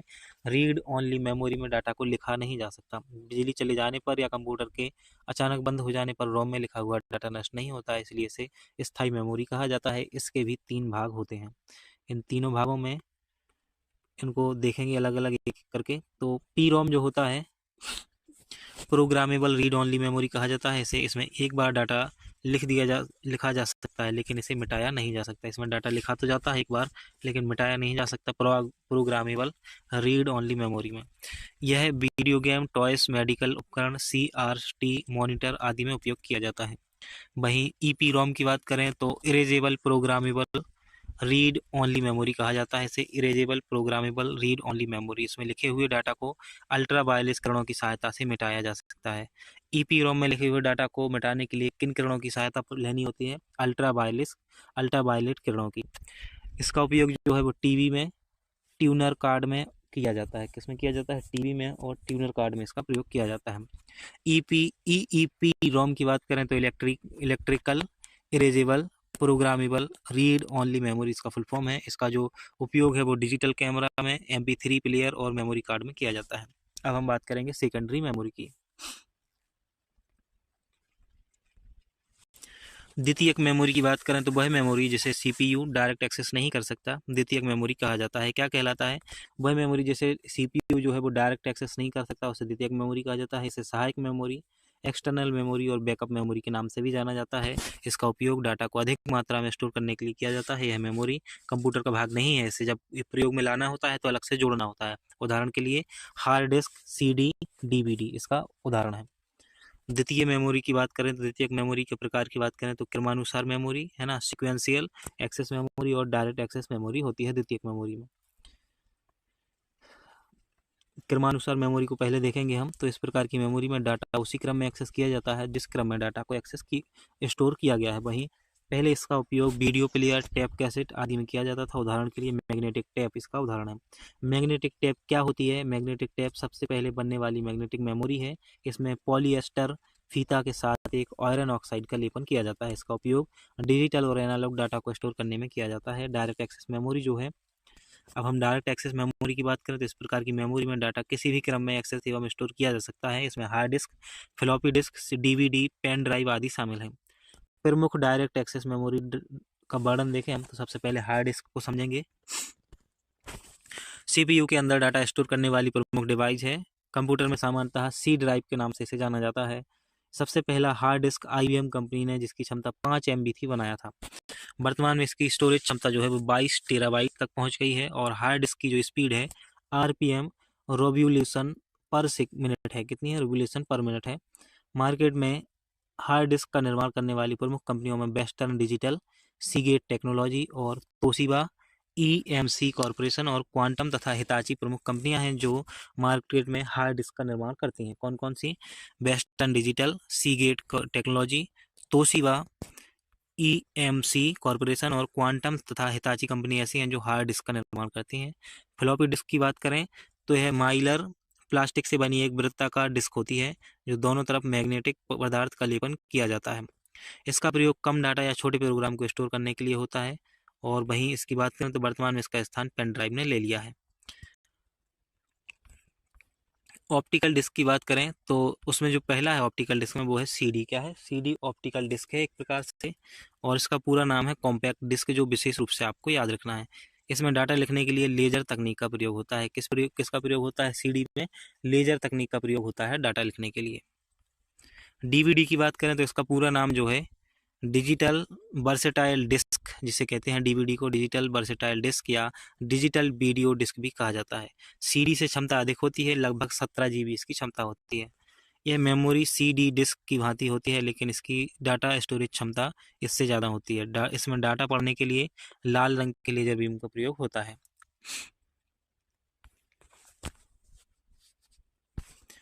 BRD की बात करें, ब्लू रे डिस्क की बात करें तो नीले रंग की किरणों का प्रयोग करके ब्लू रे डिस्क कहा जाता है। इसे नीले रंग की किरणों का प्रयोग होता है, इस कारण इसे क्या कहा जाता है? ब्लू रे डिस्क कहा जाता है। BRD ब्लू रे डिस्क, यह ऑप्टिकल डिस्क में सर्वाधिक क्षमता की डिस्क है। यह हाई डेफिनेशन वीडियो का समर्थन करता है और इसकी क्षमता जो है 25 GB से 128 GB तक होती है। HVD की बात करें तो होलोग्राफिक वर्सेटाइल डिस्क इसका फुल फॉर्म है। DVD की तरह दिखने वाली डिस्क है। इसकी स्टोरेज क्षमता टेराबाइट में होती है। किस में होती है?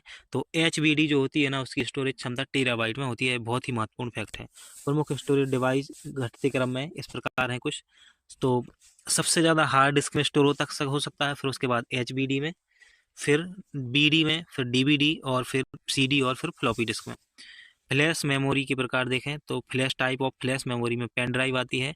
यह कंप्यूटर की सेकेंडरी और स्थायी USB फ्लैश मेमोरी ड्राइव है। यह डाटा को स्थायी रूप से स्टोर करती है। इसे USB पोर्ट से जोड़ा जाता है। इसकी स्टोरेज क्षमता गीगाबाइट तक हो सकती है। इसे कंप्यूटर में हटाने पर भी डाटा बना रहता है। मेमोरी कार्ड की बात करें तो यह पतले आकार का इलेक्ट्रॉनिक मेमोरी डिवाइस है। इसे मल्टीमीडिया कार्ड भी कहा जाता है। मास स्टोरेज डिवाइस, यह कम लागत व असीमित क्षमता वाले स्टोरेज डिवाइस हैं। डिस्क एरे, CD-ROM और जैक बॉक्स इसके उदाहरण है। किसके? मास स्टोरेज डिवाइस के। इसको याद नहीं रखना है आपको, मास स्टोरेज डिवाइस को, है ना, इसको याद रखने की जरूरत नहीं है। कंप्यूटर से संबंधित अन्य तथ्य देखें तो जो एक बिट है उसे B से दर्शाया जा सकता है। एक बिट जो है वो B से दर्शाया जाता है ना, और एक निब्बल जो है वो N से दर्शाया जाता है और 4 बिट के बराबर होता है। एक बाइट जो है, एक बाइट में 8 बिट होते हैं। कितने बिट होते हैं? एक बाइट में 8 बिट होते हैं। और एक वर्ड जो है वो कम्बाइनेशन है ऑफ बिट्स का कम्बिनेशन है। क्या? वर्ड। 1 किलोबाइट जो होता है ना, केबी होता है, उसमें 1024 बाइट्स होते हैं। क्या होते हैं? 1024 बाइट्स का प्रयोग होता है, तब जाके 1 केबी बनता है, किलोबाइट बनता है 1 केबी। और 1024 केबी का प्रयोग करके बनाया जाता है 1 एमबी। क्या? 1 एमबी बनाने के लिए 1024 केबी का प्रयोग होगा। वहीं 1 गीगाबाइट बनाने के लिए 1024 एमबी का प्रयोग होता है, 1024 एमबी का प्रयोग होता है। और अगर बाइट्स से मिलकर गीगाबाइट बनाना हो तो 1 बिलियन बाइट्स का प्रयोग होगा। 1 टेराबाइट बनाने के लिए ना 1024 गीगाबाइट का प्रयोग होता है, और 1 पेटाबाइट बनाने के लिए 1024 टेराबाइट का प्रयोग होता है। इससे आगे याद रखने की जरूरत नहीं है।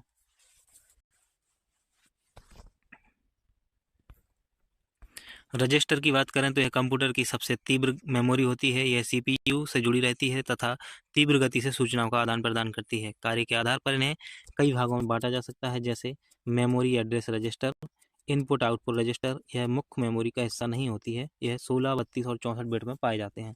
तो जो रजिस्टर होती है, क्या याद रखना है? एकमात्र पॉइंट याद रखना है कि यह सबसे तीव्र मेमोरी होती है। कैश मेमोरी को भी देखेंगे, पहले हम ऊपर से देख के आते हैं। तो मेमोरी का पदानुक्रम जो है, मेमोरी रजिस्टर सबसे तेज एक्सेस क्षमता इसकी रजिस्टर 1 से 2 नैनोसेकंड और स्टोरेज क्षमता 200 बाइट। कैश मेमोरी 3 से 10 नैनोसेकंड, 32 केबी की से 4 एमबी। रैम जो है वो 11 से 16 60 नैनो सेकेंड, और मैग्नेटिक डिस्क जो है वो 10 से 50 नैनो सेकेंड। मेमोरी भंडारण क्षमता देखें तो सर्वाधिक होती है जो वो होती है सेकेंडरी मेमोरी। ये मेमोरी की गति जो होती है, देखो भंडारण क्षमता में सबसे कम भंडारण क्षमता तो होती है रजिस्टर की, फिर उसके बाद उससे ज़्यादा भंडारण क्षमता होती है कैश की, फिर प्राइमरी मेमोरी, और सबसे अधिक क्षमता होती है सेकेंडरी मेमोरी की। तो सबसे अधिक क्षमता किसकी होती है? सेकेंडरी मेमोरी की। जबकि गति की बात करें तो गति में थोड़ा सा पदानुक्रम बदल जाता है। रजिस्टर की सर्वाधिक मेमोरी स्पीड होती है, और फिर कैश की, उसके बाद प्राइमरी मेमोरी और सेकेंडरी मेमोरी। मतलब हम ये कह सकते हैं कि जिसका जितना ज़्यादा स्टोरेज क्षमता है वह गति में उतनी ही धीमी है। कैश मेमोरी की बात करें तो यह एक विशेष प्रकार की तीव्र गति की मेमोरी होती है जो कंप्यूटर की प्रोसेसिंग गति को बढ़ा देती है। यह सीपीयू एवं मुख्य मेमोरी के मध्य उपस्थित होती है। कैश मेमोरी एक अस्थायी मेमोरी का प्रकार है। कैसी है? अस्थायी मेमोरी का प्रकार है कैश मेमोरी। सीपीयू की मेमोरी भी कहा जाता है इसे। अब हम कंप्यूटर सॉफ्टवेयर को देखेंगे। तो कंप्यूटर सॉफ्टवेयर में हम देखने वाले हैं कि क्या क्या देखेंगे। तो सॉफ्टवेयर के प्रकार, operating system, utility software, language translator, application software, अन्य सॉफ्टवेयर, प्रमुख शब्दावली एवं प्रश्न अभ्यास को देखने वाले हैं। प्रश्न अभ्यास को नहीं देखेंगे, सीरीज में हम ऑब्जेक्ट नहीं देख रहे हैं ना, थ्योरी को पढ़ रहे हैं। तो कंप्यूटर सॉफ्टवेयरों की बात करेंगे। सॉफ्टवेयर क्या होते हैं? वह भाग होते हैं जिसे हम देख तो सकते हैं लेकिन स्पर्श नहीं कर सकते, वो कंप्यूटर के भाग होते हैं, उन्हें हम सॉफ्टवेयर कहते हैं। जो आप वो आइकॉन टाइप देखते हो ना, ऐप टाइप देखते हैं कंप्यूटर में, उन्हीं को कहते हैं सॉफ्टवेयर। उदाहरण के लिए अकाउंटिंग सॉफ्टवेयर में टैली आता है, आपने टैली को देखा होगा। क्विक बॉक्स अकाउंटिंग सॉफ्टवेयर है। डाटाबेस सॉफ्टवेयर में MS Access, my soul, my SQL है ना। डाटा टॉप पब्लिशिंग सॉफ्टवेयर में Corel Draw. Operating system software में एमएस डॉस, लिनक्स, और प्रेजेंटेशन सॉफ्टवेयर में पावर पॉइंट और गूगल स्लाइड आता है। सॉफ्टवेयर को हम दो प्रकार से देखते हैं, एक तो सिस्टम सॉफ्टवेयर और एक होते हैं एप्लीकेशन सॉफ्टवेयर। सिस्टम सॉफ्टवेयर में यूटिलिटी सॉफ्टवेयर, ऑपरेटिंग सॉफ्टवेयर और लैंग्वेज ट्रांसलेटर आते हैं। वहीं एप्लीकेशन सॉफ्टवेयर में क्या होता है, जनरल एप्लीकेशन आती है और कस्टमाइज एप्लीकेशन शामिल होती है। सबसे पहले हम सिस्टम सॉफ्टवेयर की बात करेंगे। सिस्टम सॉफ्टवेयर में क्या होता है, इसमें कंप्यूटर के हार्डवेयर को मैनेज करते हैं ये सॉफ्टवेयर। अर्थात इसका देखो नाम ही है सिस्टम सॉफ्टवेयर, जो सिस्टम को मैनेज करेंगे पूरा, है ना। एप्लीकेशन सॉफ्टवेयर को संचालित करते हैं, सिस्टम सॉफ्टवेयर कहलाते हैं। तो सिस्टम सॉफ्टवेयर एप्लीकेशन सॉफ्टवेयर को संचालित करने में मदद करते हैं। सिस्टम सॉफ्टवेयर की मदद से ही कंप्यूटर काम करने योग्य बन पाता है। उदाहरण के लिए Windows, Linux, compiler, interpreter, antivirus software आदि एक कैसे सॉफ्टवेयर हैं? सिस्टम सॉफ्टवेयर हैं। सिस्टम सॉफ्टवेयर मुख्यतः 3 प्रकार के होते हैं: उपयोगिता सॉफ्टवेयर यानी कि utility software, operating system software, language translator software. Utility software में हम देखते हैं कि वह सॉफ्टवेयर जो कंप्यूटर की गति को बढ़ाते हैं, कंप्यूटर को कार्य करने में सरल बनाते हैं, यूटिलिटी सॉफ्टवेयर कहलाते हैं। यह यूजर एप्लीकेशन सॉफ्टवेयर के बीच कार्य करते हैं। इसे सर्विस प्रोग्राम सॉफ्टवेयर भी कहा जाता है। वह कंप्यूटर सिस्टम में अशुद्धियां यानी कि बग को दूर रखते हैं और उन्हें सुरक्षा प्रदान करते हैं। कौन, तो आपसे पूछा जा सकता है उस एप्लीकेशन सॉफ्टवेयर का नाम बताइए जो कंप्यूटर सिस्टम में अशुद्धियों को दूर रखते हैं और उन्हें सुरक्षा प्रदान करते हैं। तो आप उसका सही आंसर करेंगे यूटिलिटी सॉफ्टवेयर। उदाहरण के लिए नेक्ट प्रोजेक्टर, न्योट्रेन, सी स्कैनर, क्लेनेमी पीसी, डिस्क डायरेक्टर, ये क्या है? ये यूटिलिटी सॉफ्टवेयर के उदाहरण हैं। यूटिलिटी सॉफ्टवेयर के कार्य देखें तो disk cleaner, virus scanner, data backup and restore, disk partition, file compression और डिस्क चेकर, ये किसके कार्य हैं? यूटिलिटी सॉफ्टवेयर के कार्य हैं। अब हम ऑपरेटिंग सिस्टम सॉफ्टवेयर की बात करें, यह भी किसका हिस्सा है? यह भी सिस्टम सॉफ्टवेयर का हिस्सा है। वह सॉफ्टवेयर प्रोग्राम जो कंप्यूटर को चलाने वाले सभी प्रोग्रामों और कंप्यूटर से जुड़ी डिवाइसेस को संचालित करता है, यह सॉफ्टवेयर जो बेजान हार्डवेयर में जान डालता है उन्हें कहते हैं, उन कार्यों को बनाता है उसे ही ऑपरेटिंग सिस्टम कहते हैं। अगर कंप्यूटर ऑपरेट ही नहीं करेगा, है ना, तो इसके नाम से आप समझ पा रहे होंगे ऑपरेटिंग सिस्टम।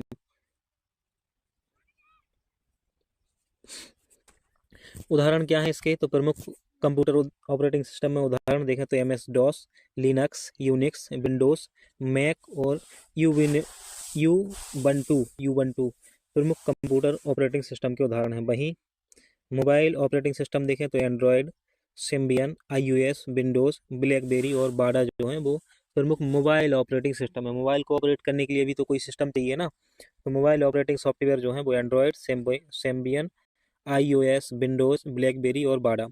ऑपरेटिंग सिस्टम के कार्य क्या हैं? तो एक तो रिसोर्स का मैनेजमेंट करना, मेमोरी का मैनेजमेंट करना, प्रोसेसर का मैनेजमेंट करना, डिवाइस का प्रबंधन करना, जॉब शेड्यूलिंग करना, टास्क मैनेजमेंट करना, time sharing, security management, file और डाटा मैनेजमेंट इसका प्रमुख कार्य है।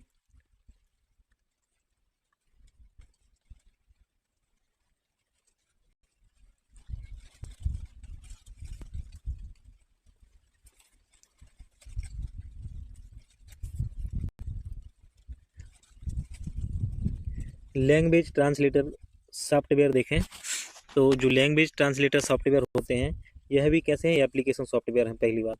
दूसरा, इसमें क्या होता है? इसमें कंप्यूटर केवल मशीनी भाषा को ही समझता है, बाइनरी भाषा 0 और 1 की भाषा के रूप में समझता है। मशीनी भाषा में प्रोग्राम तैयार करना कठिन कार्य होता है, इसलिए ट्रांसलेटर सॉफ्टवेयर का उपयोग किया जाता है। लैंग्वेज ट्रांसलेटर सॉफ्टवेयर को लैंग्वेज प्रोसेसर भी कहा जाता है। लैंग्वेज ट्रांसलेटर सॉफ्टवेयर 3 प्रकार के होते हैं, एक तो असेंबलर, कंपाइलर और इंटरप्रेटर। असेंबलर जो होते हैं ऐसा प्रोग्राम जो असेंबली भाषा के प्रोग्राम को मशीनी भाषा में परिवर्तित करता है, असेंबलर कहलाता है। ऐसा प्रोग्राम जो असेंबली भाषा के प्रोग्राम को मशीनी भाषा में परिवर्तित करता है, असेंबलर कहलाता है। असेंबली भाषा के प्रोग्राम को सोर्स प्रोग्राम कहा जाता है। क्या कहा जाता है? असेंबली भाषा के प्रोग्राम को सोर्स प्रोग्राम कहा जाता है। इसका मशीनी भाषा में अनुवाद करने के बाद जो प्रोग्राम प्राप्त होता है उसे ऑब्जेक्ट प्रोग्राम भी कहते हैं। कंपाइलर की बात करें तो उच्च स्तरीय प्रोग्रामिंग भाषा को निम्न स्तरीय भाषा में परिवर्तित करता है। कौन? कंपाइलर। प्रत्येक उच्च स्तरीय भाषा के लिए एक अलग कंपाइलर की आवश्यकता होती है, यह पूरे प्रोग्राम के साथ एक साथ ट्रांसलेट करता है। तो हाई लेवल लैंग्वेज जो है उसको कंपाइलर क्या किस में बदलता है? लो लेवल लैंग्वेज में बदलता है। इंटरप्रेटर जो होता है वह प्रोग्राम जो उच्च स्तरीय प्रोग्रामिंग भाषा में लिखे प्रोग्राम को निम्न स्तरीय भाषा में बदलता है, इंटरप्रेटर कहलाता है। एप्लीकेशन सॉफ्टवेयर की बात करें तो प्रोग्रामों के ऐसे समूह जो यूजर की आवश्यकता अनुसार बनाए जाते हैं एप्लीकेशन सॉफ्टवेयर कहलाते हैं। इन सॉफ्टवेयर को आवश्यकता अनुसार हटाया या जोड़ा जा सकता है। तो वह सॉफ्टवेयर जिन पे अपन काम वाम करते रहते हैं, जैसे टैली हो गया, MS डॉस हो गया, कोरल ड्रा हो गया, रेलवे रिजर्वेशन सॉफ्टवेयर हो गए, ये सब क्या है? एप्लीकेशन सॉफ्टवेयर हैं। एप्लीकेशन सॉफ्टवेयर दो प्रकार के होते हैं, एक तो सामान्य एप्लीकेशन सॉफ्टवेयर और विशेषीकृत एप्लीकेशन सॉफ्टवेयर। सामान्य एप्लीकेशन सामान्यतः सामान्य प्रयोग के लिए होता है, जैसे टैली हो गया, क्विक बॉक्स हो गया, कंप्यूटर एडेड डिजाइन सॉफ्टवेयर हो गया, Corel Draw, Adobe Photoshop, data top publishing software और वर्ड प्रोसेसिंग हो गया। और वहीं विशेषीकृत जो होते हैं वो किसी विशेष पर्पज से बनाए जाते हैं, जैसे रेलवे रिजर्वेशन सॉफ्टवेयर रेलवे आरक्षण के लिए, है ना, और मेट्रोलॉजिकल डिपार्टमेंट सॉफ्टवेयर मौसम विभाग सॉफ्टवेयर जो होते हैं ये कैसे हैं? विशेष उद्देश्य के लिए बनाए गए हैं। उपलब्धता के आधार पर सॉफ्टवेयर के प्रकार होते हैं फ्रीवेयर, शेयरवेयर, फर्मवेयर और ग्रुपवेयर। फ्रीवेयर सॉफ्टवेयर कौन से कहलाते हैं? ऐसे सॉफ्टवेयर जो डाउनलोड और उपयोग करने के लिए मुफ्त हैं, फ्री हैं सबके लिए, वो हैं फ्रीवेयर सॉफ्टवेयर। इनमें कॉपीराइट इशू से ये बाहर हैं। शेयरवेयर की बात करें तो ऐसे सॉफ्टवेयर जो डाउनलोड और उपयोग करने के लिए मुफ्त में उपलब्ध होते हैं, इसमें सॉफ्टवेयर में कॉपीराइट इशू रहता है और इसका उपयोग एक सीमित समय के लिए किया जाता है। फर्मवेयर की बात करें तो विशेष कार्य करने के लिए बनाए जाने वाले सॉफ्टवेयर फर्मवेयर कहलाते हैं। इस तरह के सॉफ्टवेयर किसी विशेष कार्य के लिए बने हार्डवेयर के साथ संयोजित होते हैं। ग्रुप वेयर की बात करें तो ऐसे सॉफ्टवेयर जो आवश्यकता के अनुसार ग्रुप में उपलब्ध होते हैं, जिन्हें समान उद्देश्य में लगे व्यक्तियों की सुविधा में ध्यान में रखकर बनाया जाता है, ग्रुप वेयर सॉफ्टवेयर कहलाते हैं। जैसे email, online chat, video conferencing और न्यूज ग्रुप ईटीसी इसमें आते हैं। परीक्षा उपयोगी सॉफ्टवेयर समूह देखें तो इनको आपको ध्यान से देखना है, इनसे प्रश्न बन सकता है, तो एक एक करके सभी को देखेंगे। देखो, पहला जो आपको अकाउंटिंग सॉफ्टवेयर में टैली, क्विक बुक्स और खाता बुक और ERP टूल्स आपको याद रखना है। डाटा बेस सॉफ्टवेयर में SQL service server, MS Access, MySQL, Lotus Approach याद रखना है। स्प्रेडशीट में MS Excel, Google sheet, smart sheet और जोहो सीट। अच्छा सर, इससे प्रश्न कैसे आते हैं? तो प्रश्न इस प्रकार से आते हैं कि निम्नलिखित में से कौन सा स्प्रेडशीट सॉफ्टवेयर है? तो उसका आंसर होगा इन किसी में से एक, जो 4 ऑप्शन में से एक होगा। वर्ड प्रोसेसर सॉफ्टवेयर की बात करें तो MS word, Apple works, page maker, ये क्या है? वर्ड प्रोसेस सॉफ्टवेयर है। डेस्कटॉप पब्लिशिंग सॉफ्टवेयर, इस सॉफ्टवेयर का उपयोग टेक्स्ट और ग्राफिक्स को मैनेज करने के लिए, जैसे adobe InDesign, Corel Draw, adobe page maker, Canva, Microsoft publisher, ये कैसे हैं? डेस्कटॉप पब्लिशिंग सॉफ्टवेयर हैं। मॉलसिस सॉफ्टवेयर जो है, ऐसे सॉफ्टवेयर जिनका मकसद लोगों के कंप्यूटर को नुकसान पहुंचाना होता है, जैसे मॉलवेयर, वायरस, बार्म, ट्रोजन, रूटकिट, ये मॉलसिस सॉफ्टवेयर कहलाते हैं, जिनका उपयोग किसके लिए किया जाता है? लोगों को नुकसान पहुंचाने के लिए, लोगों के कंप्यूटर को नुकसान पहुंचाने के लिए इनका प्रयोग होता है, मॉलसियस सॉफ्टवेयर का। सॉफ्टवेयर से संबंधित महत्वपूर्ण तथ्य देखें तो टेस्टिंग, किसी सॉफ्टवेयर प्रोग्राम में गलतियों को खोजने की प्रक्रिया को टेस्टिंग कहा जाता है। डाउनलोडिंग, किसी इंटरनेट की सहायता से किसी प्रकार के डाटा का कंप्यूटर में आना डाउनलोडिंग कहलाता है। यदि हमें किसी ने ईमेल पर फाइल भेजी है और उस फाइल को हम अपने कंप्यूटर पर सेव कर रहे हैं तो कहा जाएगा कि वह फाइल डाउनलोड हो रही है। अपलोडिंग, इंटरनेट की सहायता से कंप्यूटर के डाटा का अन्य सर्वर पर जाना अपलोडिंग कहलाता है। यदि हम अपने फोटो इंस्टाग्राम पर डाल रहे हैं तो कहा जाएगा कि हम फोटो को क्या कर रहे हैं? अपलोड कर रहे हैं। बग, बहुत ही महत्वपूर्ण, इससे प्रश्न बार बार पूछे जा चुके हैं, आगे भी पूछा जा सकता है। कंप्यूटर प्रोग्राम में जो गलतियां होती हैं ना, उनको बग कहा जाता है। तो प्रश्न कैसे आता है? कंप्यूटर प्रोग्राम में होने वाली एरर को क्या कहा जाता है, या गलतियों को क्या कहा जाता है? बग कहा जाता है। डीबगिंग, किसी सॉफ्टवेयर प्रोग्राम में गलतियों को सुधारने की प्रक्रिया डीबगिंग कहलाती है। और अपडेट जो है, सामान्यतः एप्लीकेशन सॉफ्टवेयर में न्यू फीचर्स को शामिल करना अपडेट कहलाता है। प्रोग्राम की बात करें, यूजर भी किसी भी विशेष कार्य को करवाने के लिए कंप्यूटर को समझ में आने वाली भाषा में जो निर्देश समूह कंप्यूटर तक भेजता है, उन्हें प्रोग्राम कहते हैं। प्रमुख मोबाइल ऑपरेटिंग सिस्टम में Android OS, iOS, blackberry, MeeGo OS, बाडा OS, Symbian OS, Windows OS, Ali OS और टाइजन OS शामिल हैं। प्रमुख प्रचलित ऑपरेटिंग सिस्टम में इनके बारे में देखेंगे तो MS DOS आपको याद रखना है, जो माइक्रोसॉफ्ट कॉरपोरेशन द्वारा विकसित हुआ है। तो MS DOS को किसने विकसित किया है? माइक्रोसॉफ्ट कॉरपोरेशन ने 1981 में। यूनिक्स की बात करें तो यूनिक्स जो है ऑपरेटिंग सिस्टम है, और 1969 में USA की बेल लैब्स ने विकसित किया है। विंडो की बात करें तो विंडो 19 का जो पहला संस्करण है, माइक्रोसॉफ्ट कंपनी के द्वारा इसका पहला संस्करण 1985 में जारी किया गया। विंडो के अब तक बहुत सारे संस्करण जारी हो चुके हैं। विंडो 11 जो है वो अक्टूबर 2021 तक आ चुका है। तो कब जारी हुआ? 1985 में। किसने जारी किया? माइक्रोसॉफ्ट कंपनी ने। कौन सा? Window Microsoft. मैक की बात करें तो यह Macintosh computer, Apple Macintosh, fat Mac और थिन मैक आदि नामों से जाना जाता है। मैक का जो पहला संस्करण है एप्पल कंपनी का है, ये एप्पल मैक। तो मैक का पहला संस्करण 1984 में एप्पल कंपनी ने विकसित किया था। कब किया? 1984 में एप्पल कंपनी ने। लिनक्स की बात करें तो जो लिनक्स एक मल्टी ऑपरेटिंग सिस्टम है। क्या है? मल्टी ऑपरेटिंग सिस्टम है जो इंटेल 80,386 पर्सनल कंप्यूटर में उपयोग के लिए डिजाइन किया गया था। पहला संस्करण लिनक्स का कब आया? 1991 में। उबंटू जो है, उबंटू भी एक ऑपरेटिंग सिस्टम है, सोर्स ऑपरेटिंग सिस्टम है, और इसको 2004 में लॉन्च किया गया। एंड्रॉयड की बात करें तो एक ऑपरेटिंग सिस्टम विकसित किया गया, लेकिन जल्द ही मोबाइल हेडसेट में यह अपने बड़े पैमाने पर उपयोग किया जाने लगा। एंड्रॉयड एक कंपनी द्वारा 2003 में विकसित किया गया। किसने किया? एंड्रॉयड इंक कंपनी ने विकसित किया। 2005 में इसे गूगल ने खरीद लिया। क्रोम की बात करें तो यह एक लिनक्स आधारित ऑपरेटिंग सिस्टम है। यह विशेष रूप से ऑनलाइन वेब एप्लीकेशन, फिर काम करता है। इसका जो प्रथम संस्करण है 2009 में जारी किया गया और इसका विकास गूगल कंपनी ने किया था। तो क्रोम का विकास किसने किया है? गूगल कंपनी ने। वहीं एंड्रॉयड को गूगल कंपनी ने खरीदा था। किससे? एंड्रॉयड इंक कंपनी से। अब हम बात करेंगे कंप्यूटर भाषाओं की। तो पहले निम्न स्तरीय भाषाओं को देखेंगे, फिर मध्य स्तरीय यानी कि मीडियम लेवल लैंग्वेज, और फिर उच्च स्तरीय लैंग्वेज को देखेंगे। कंप्यूटर भाषा में कंप्यूटर भाषा सॉफ्टवेयर प्रोग्राम के बीच संचार का एक प्रवाह स्थापित करती है, उसको कंप्यूटर भाषा कहते हैं। इसके बारे में हम बहुत पहले से पढ़ रहे हैं। तो हम सीधे आते हैं निम्न स्तरीय भाषाओं पर। ऐसी भाषा जिसे कंप्यूटर सीधे समझ सकता है निम्न स्तरीय भाषा कहलाती है। अर्थात निम्न स्तरीय भाषाओं को कंप्यूटर समझ सकता है ना सीधे, और यह भाषा यूजर से दूर और हार्डवेयर के पास होती हैं। यह मशीन पर निर्भर करती हैं। उदाहरण मशीनी भाषा और बाइनरी कोड। मशीनी भाषा क्या होती है? यह कंप्यूटर की आधारभूत भाषा है जिससे कंप्यूटर समझ सकता है। यह भाषा केवल जीरो और एक इन दो अंकों के प्रयोग से निर्मित कोड द्वारा लिखी गई जाती है। मशीनी भाषा को केवल सीपीयू द्वारा समझा जाता है। इस भाषा का प्रयोग कंप्यूटर की पहली पीढ़ी में किया गया था। किसका? मशीनी भाषा का प्रयोग। मध्य स्तरीय भाषा की बात करें, मिडिल लेवल लैंग्वेज जो है, निम्न स्तरीय भाषा में प्रोग्राम लिखने में आने वाली मुश्किलों को दूर करने के लिए मिडिल लेवल लैंग्वेज का प्रयोग निर्माण किया गया। इसका उदाहरण है असेंबली भाषा। तो इनको असेंबली भाषा के रूप में भी जाना जाता है। असेंबली भाषा क्या कौन कौन सी होती हैं?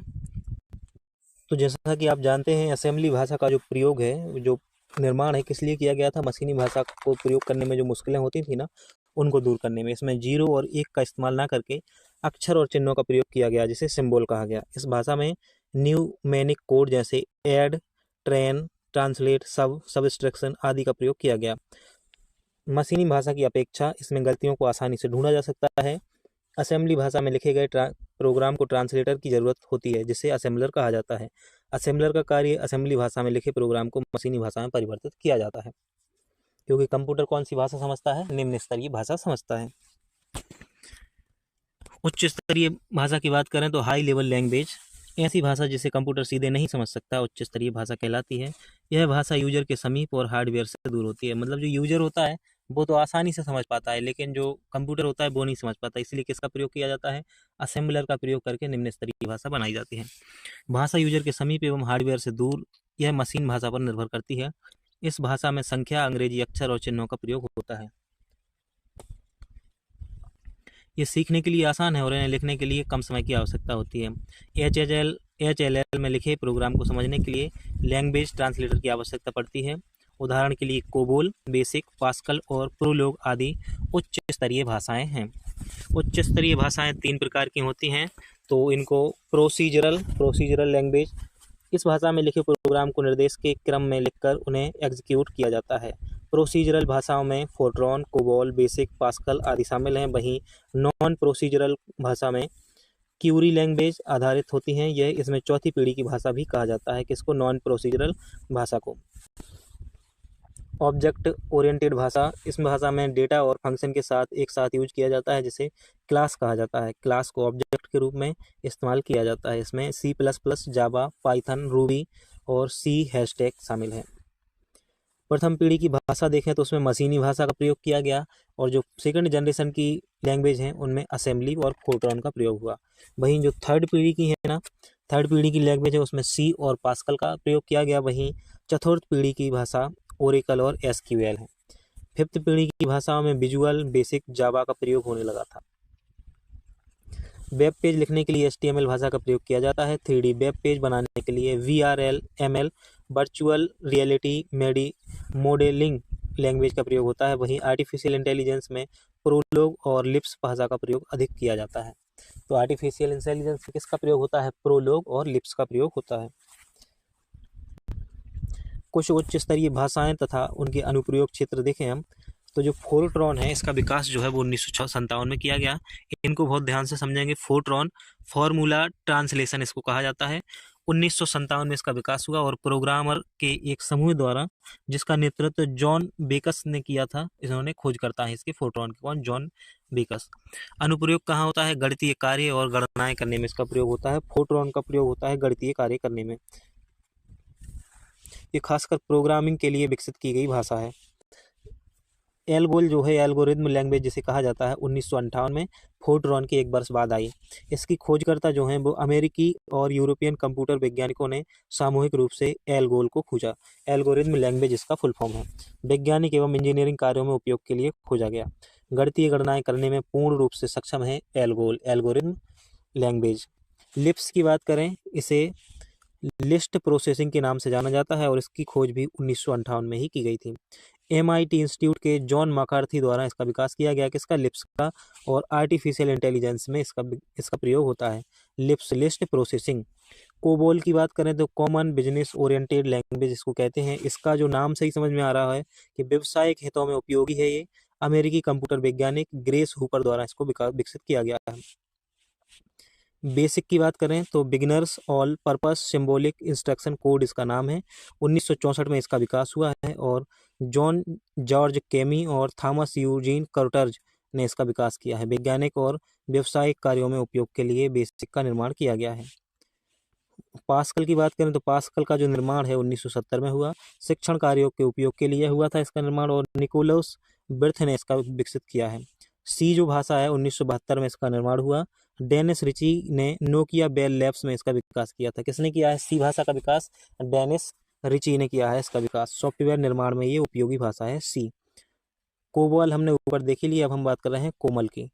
कोमल कॉमन एल्गोरिथम लैंग्वेज जो है 1973 में विकसित हुई और डेनमार्क के बेनेडिक्ट लॉफस्ट और ब्रोज क्रिस्टनसन द्वारा विकसित की गई। शिक्षक कार्य में प्रयोग होता है इनका। बेसिक और पास्कल की भाषा मिलती जुलती है इससे। C++ की बात करें तो 1983 में आई C++। कौन सी इसका विकास हुआ 1983 में? ब्रिजेन स्ट्रप्स ने नोकिया बेल्स लैब में इनका विकास किया था। सॉफ्टवेयर ऑब्जेक्ट प्रोग्रामिंग के लिए इसका उपयोग हुआ। जावा की बात करें तो 1955 में जेम्स गोसलिंग ने इसका विकास किया है। किसने किया है? जेम्स गोसलिंग ने जावा का विकास 1995 में किया। रूबी का विकास 1995 में हुआ और इंटरनेट आधारित प्रोग्रामिंग क्षेत्र में इसका उपयोग होता है। एक बार दोबारा से हम इनको देखेंगे, ये बहुत ही महत्वपूर्ण हो सकते हैं। इनका प्रोग्रामिंग क्षेत्र, खोजकर्ता और वर्ष भी आपसे पूछा जा सकता है। तो जो फोर्ट्रॉन है उसके जो खोजकर्ता हैं वो जॉन बेकस हैं। कब खोज की? 1957 में। कहाँ प्रयोग होता है इनका? गणितीय कार्य और गणनाएं करने में इनका प्रयोग होता है। जो एल्गोल है उसको एल्गोरिथम लैंग्वेज कहा जाता है और 1958 में इसकी खोज हुई। किसने की? तो अमेरिका और यूरोपियन कंप्यूटर वैज्ञानिकों ने मिलकर इसकी खोज की थी। लिप्स जो है उसके खोजकर्ता हैं जॉन मैकार्थी उसके खोजकर्ता हैं। 1958 में खोज की किसकी? लिप्स की। और लिस्ट प्रोसेसिंग इसका पूरा नाम है। अगली जो भाषा है वो है COBOL. Common business oriented language इसको कहा जाता है और इसका जो प्रयोग है व्यवसायिक हितों में होता है और ग्रेस हुपर ने इसका विकास किया है। बेसिक की बात करें तो beginners all purpose symbolic instruction code इसका नाम है। 1964 में इसकी खोज की गई और जॉन जॉर्ज कैमी और थॉमस यूजीन कुर्टज ने विकास किया है इसका। पास्कल का विकास 1970 में हुआ शिक्षण कार्यों के लिए। और जो सी है उसका विकास, सी भाषा का सी हाई उच्च लेवल लैंग्वेज का विकास जो है डेनिस रिची ने किया है। कॉमन एल्गोरिथम लैंग्वेज 1973 में और C++ 1983 में। जावा का विकास जेम्स गोसलिंग ने किया है और रूबी 1995 में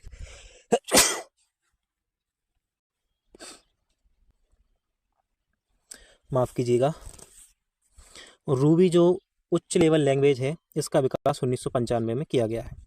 इंटरनेट पर आधारित प्रोग्रामिंग क्षेत्र उपयोगी ये भाषा है। अब हम बात करेंगे लैंग्वेज ट्रांसलेटर सॉफ्टवेयर जो है असेंबलर, कंपाइलर और इंटरप्रेटर को ध्यान से समझेंगे। इसको आपको बड़े ध्यान से समझना है ना। तो असेंबलर जो होता है ऐसा प्रोग्राम जो असेंबली भाषा के प्रोग्राम को मशीनी भाषा में परिवर्तित करता है। मतलब जो असेंबली भाषा होती है ना उसको मशीनी भाषा में बदल दे, उसे असेंबलर कहते हैं। असेंबली भाषा के प्रोग्राम को सोर्स प्रोग्राम कहा जाता है। इसका मशीनी भाषा में अनुवाद करने के बाद जो प्रोग्राम प्राप्त होता है उसे ऑब्जेक्ट प्रोग्राम कहते हैं। कंपाइलर की बात करें तो ऐसा प्रोग्राम जो किसी उच्च स्तरीय प्रोग्रामिंग भाषा को निम्न स्तरीय भाषा में परिवर्तित करता है कंपाइलर कहलाता है। क्या कहलाता है? ऐसा प्रोग्राम जो किसी उच्च स्तरीय भाषा को निम्न स्तरीय भाषा में परिवर्तित करता है कंपाइलर कहलाता है। वहीं जो असेंबलर देखा है हमने वो क्या करता है? वो असेंबली भाषा को मशीनी भाषा में बदलता है। और जो कंपाइलर है वो क्या करता है, उच्च स्तरीय प्रोग्रामिंग भाषा है जो उसको निम्न स्तरीय में बदलता है, मतलब मशीनी भाषा में बदलता है। प्रत्येक उच्च स्तरीय भाषा के लिए एक अलग कंपाइलर होता है। कंपाइलर सोर्स प्रोग्राम के प्रत्येक कथन या निर्देश का अनुवाद करके उसे मशीनी भाषा के निर्देशों में बदलता है। यह पूरे प्रोग्राम को एक साथ ट्रांसलेट करते हैं, यह हम पहले ऊपर भी देख चुके हैं। इंटरप्रेटर जो होता है, यह क्या करता है, यह भी उच्च स्तरीय भाषा में लिखे गए प्रोग्राम को निम्न स्तरीय भाषा में प्रोग्राम में बदलता है, इसे भी इंटरप्रेटर कहते हैं। यह एक बार में केवल एक कथन को मशीनी भाषा में अनुवाद करता है। कंप्यूटर नेटवर्क को अब हम देखेंगे, यह भी बहुत महत्वपूर्ण पोर्शन है हमारे इस सूचना एवं संचार प्रौद्योगिकी का, तो इसको बड़े ध्यान से समझना है आपको। यहाँ से भी प्रश्न कंटिन्यू बनते रहे हैं और आगे भी बनेंगे, ऐसी संभावना है। कंप्यूटर नेटवर्क का एक सामान्य परिचय देख लेते हैं, उसके बाद आगे बढ़ेंगे। जब किन्हीं दो या दो से अधिक कंप्यूटर डिवाइस को सूचना प्रदान करने के लिए आपस में जोड़ा जाता है तो उसे कंप्यूटर नेटवर्क कहा जाता है। कंप्यूटर नेटवर्क क्या कहा, देखो जैसे कहते हैं, हम बात करते हैं ना, उसकी दोस्ती का बहुत नेटवर्क स्ट्रांग है, बहुत सारे दोस्त हैं एक दूसरे जुड़े हुए। ऐसे ही जब दो से अधिक कंप्यूटर आपस में जुड़कर नेटवर्क एक दूसरे को प्रदान करते हैं तो उसे कंप्यूटर नेटवर्क कहा जाता है। आपस में किन्हीं डिवाइसों को वायर या वायरलेस माध्यम से जोड़ना नेटवर्किंग कहलाता है। तो नेटवर्किंग कैसे कहते हैं, जब दो कंप्यूटर या दो से अधिक कंप्यूटर को वायरलेस या वायर के माध्यम से जोड़ा जाता है तो उसे क्या कहते हैं, नेटवर्किंग कहते हैं। नेटवर्किंग के माध्यम से रिसोर्स को शेयर किया जाता है। इसके द्वारा दो कंप्यूटर के मध्य अधिक तेज गति से डाटा इन्फॉर्मेशन का आदान प्रदान किया जाता है। ARPANET विश्व का प्रथम कंप्यूटर नेटवर्क है। तो कौन सा है, ARPANET जो है वो विश्व का प्रथम कंप्यूटर नेटवर्क है। कंप्यूटर नेटवर्क में डाटा संचार एनालॉग या डिजिटल सिग्नल दोनों माध्यम से होता है। नेटवर्क के घटक देखेंगे तो सर्वर क्या होता है, सर्वर से कनेक्ट डिवाइस कंसाइल्ट के लिए सेवाएं देने के लिए उपयोग किए जाते हैं। उदाहरण के लिए FTP सर्वर, वेब सर्वर और एप्लीकेशन सर्वर। वर्क स्टेशन या क्लाइंट की बात करें तो सर्वर से नेटवर्क के माध्यम से जुड़ा कंप्यूटर होता है जो वांछित जानकारियों के लिए नेटवर्क सर्वर के लिए रिसोर्स का उपयोग करता है। सामान्यतः यह पर्सनल कंप्यूटर होता है। संचार माध्यम की बात करें तो कंप्यूटर नेटवर्क में क्लाइंट और सर्वर के मध्य संदेश पहुंचाने के लिए जिन उपकरणों का उपयोग किया जाता है उन्हें संचार माध्यम कहा जाता है, जैसे केबल, फाइबर ऑप्टिकल, सैटेलाइट। क्या है, संचार माध्यम है, कम्युनिकेशन के मीडियम है एक प्रकार से। नेटवर्क कार्ड की बात करें तो कंप्यूटर नेटवर्क को जोड़ने के लिए एक नेटवर्क कार्ड का प्रयोग होता है, जैसे NIC को Ethernet card, network adapter, LAN adapter, broadband card, external network card आदि के नाम से जाना जाता है। तो ये नेटवर्क कार्ड है, क्या है, कंप्यूटर को नेटवर्क से जोड़ना होगा तो किसी ना किसी कार्ड का प्रयोग करना होगा। जैसे आप मोबाइल नेट के लिए किसी नेटवर्क से जुड़ने के लिए क्या करते हैं, कनेक्शन खरीदते हैं ना, ऐसे ही इसमें भी कार्ड लगता है, नेटवर्क कार्ड।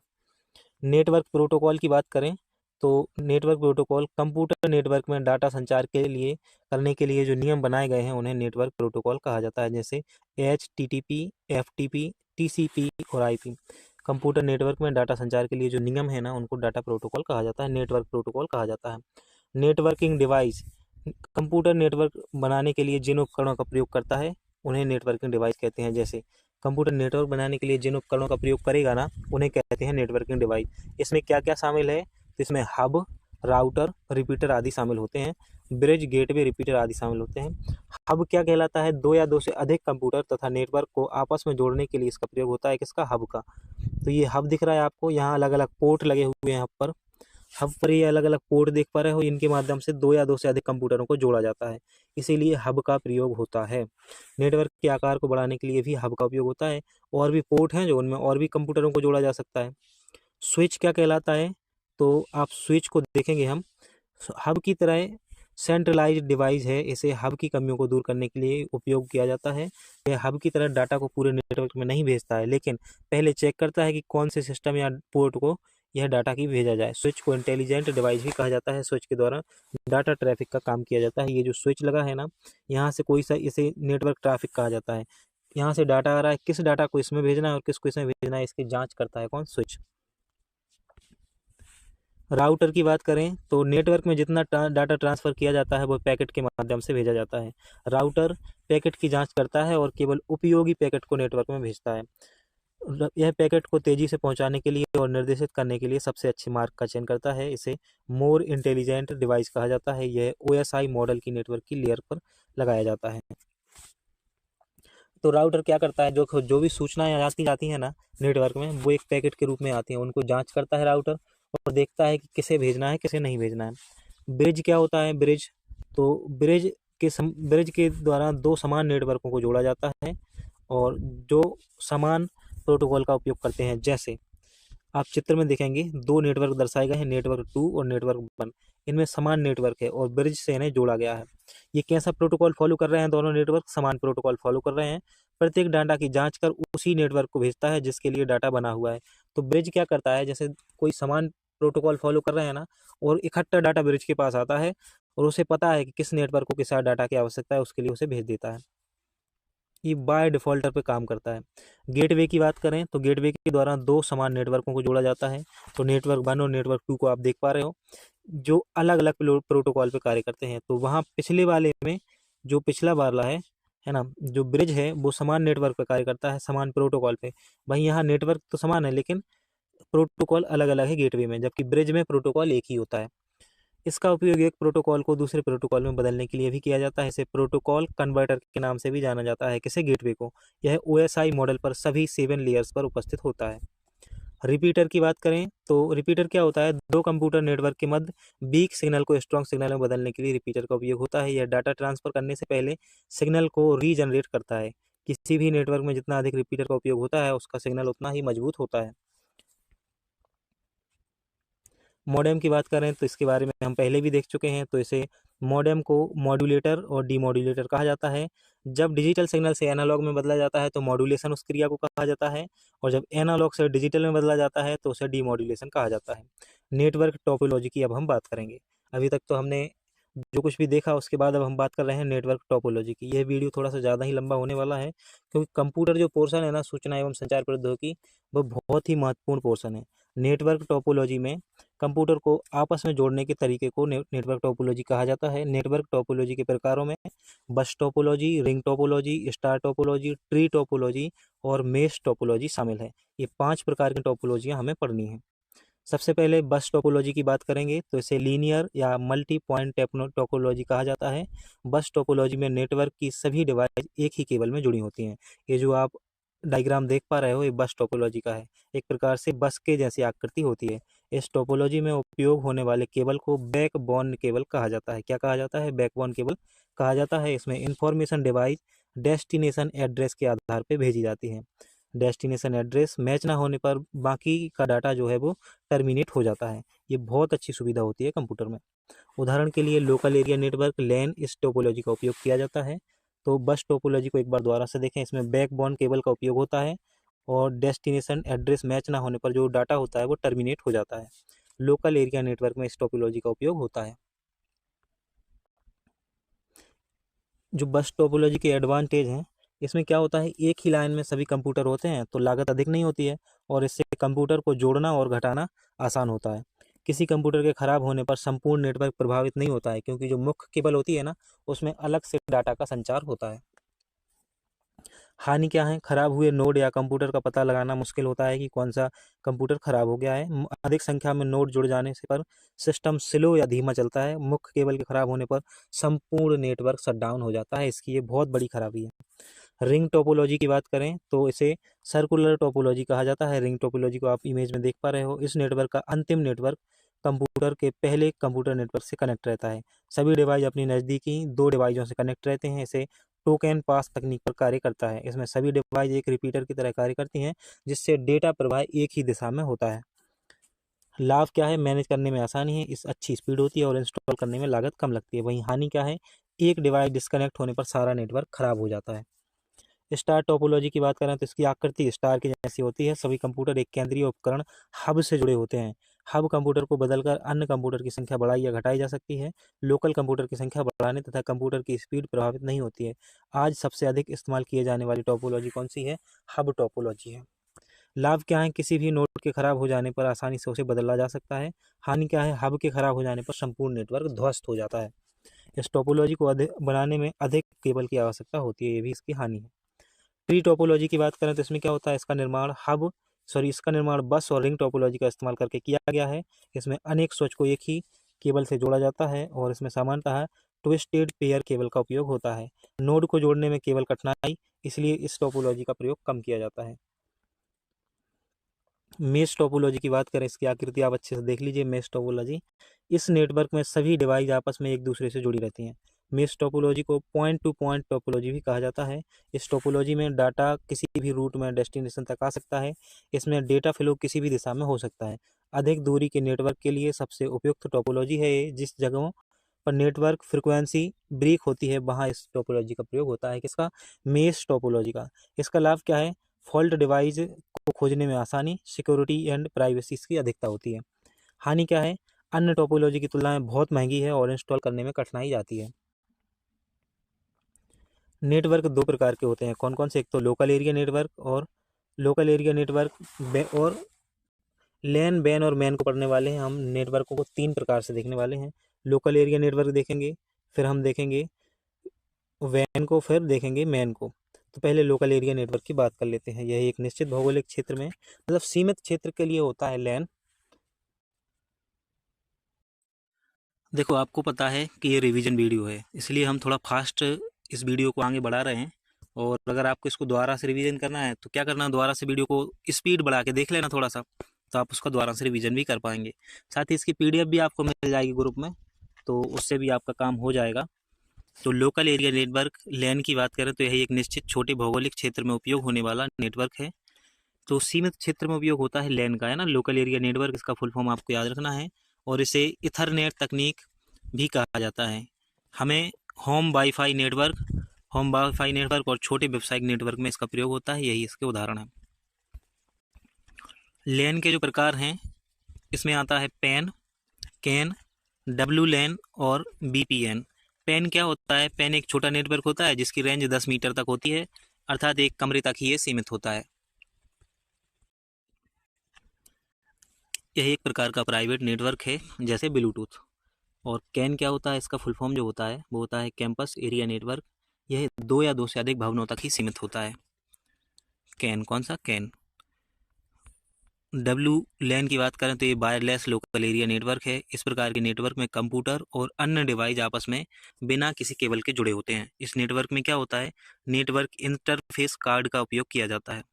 बीपीएन की बात करें तो डेटा की गोपनीयता को बनाए रखने के लिए इस नेटवर्क का प्रयोग किया जाता है। इसमें डेटा को इनक्रिप्टेड रूप में भेजने के लिए प्राइवेट नेटवर्क का उपयोग होता है। इसे वर्चुअल प्राइवेट नेटवर्क कहा जाता है। मैन की बात करें तो मेट्रोपॉलिटन एरिया नेटवर्क इसे कहा जाता है। इसमें दो या दो से अधिक लैन को जोड़कर बनाया जाता है। इस नेटवर्क की रेंज जो है वो 0 से 100 किलोमीटर तक हो सकती है। किसकी? मेट्रोपॉलिटन एरिया नेटवर्क की। यह पूरे शहर को कवर कर सकता है। इसमें कॉलेज, हॉस्पिटल, स्कूल आदि शामिल होते हैं। दो शहरों के बीच कनेक्टिविटी में इसका प्रयोग किया जाता है। डाटा ट्रांसफर की स्पीड जो है 10 से 100 Mbps होती है। अब हम वाइड एरिया नेटवर्क की बात करेंगे तो जो दूसरा नेटवर्क का प्रकार है वो है वाइड एरिया नेटवर्क। इसमें क्या होता है? यह विश्व का सबसे बड़ा नेटवर्क है जो पूरे विश्व में फैला है। बैन का भौगोलिक क्षेत्र निश्चित नहीं है। इसकी रेंज जो है 100 किलोमीटर से अधिक है। इसकी डेटा ट्रांसमिशन स्पीड अन्य नेटवर्क की तुलना में थोड़ी कम होती है, क्योंकि इसका क्षेत्र अधिक है, इसलिए स्पीड कैसी होगी? कम होगी। इंटरनेट बैन नेटवर्क का सबसे अच्छा उदाहरण है। उपयोगिता के आधार पर नेटवर्क के प्रकार देखें तो एक होता है इंट्रानेट। क्या? इंट्रानेट। इस नेटवर्क, यह एक प्राइवेट नेटवर्क है जिसका मुख्यतः उपयोग एक संगठन, कंपनी के द्वारा कर्मचारियों को इंटरनल कम्युनिकेशन के लिए कम्युनिकेशन प्रदान किया जाता है। एक्स्ट्रानेट क्या होता है? वर्चुअल प्राइवेट नेटवर्क भी कहा जाता है इसे। इसका उपयोग एक संगठन या कंपनी के द्वारा अपने कर्मचारियों को एक्सटर्नल कम्युनिकेशन के लिए किया जाता है इसका उपयोग। और इंटरनेट जो होता है एक अंतरराष्ट्रीय स्तर का पब्लिक नेटवर्क है इंटरनेट। ओपन सिस्टम इंटरकनेक्शन की बात करें ओएसआई मॉडल की, तो ओएसआई मॉडल विकास 1980 में किया गया।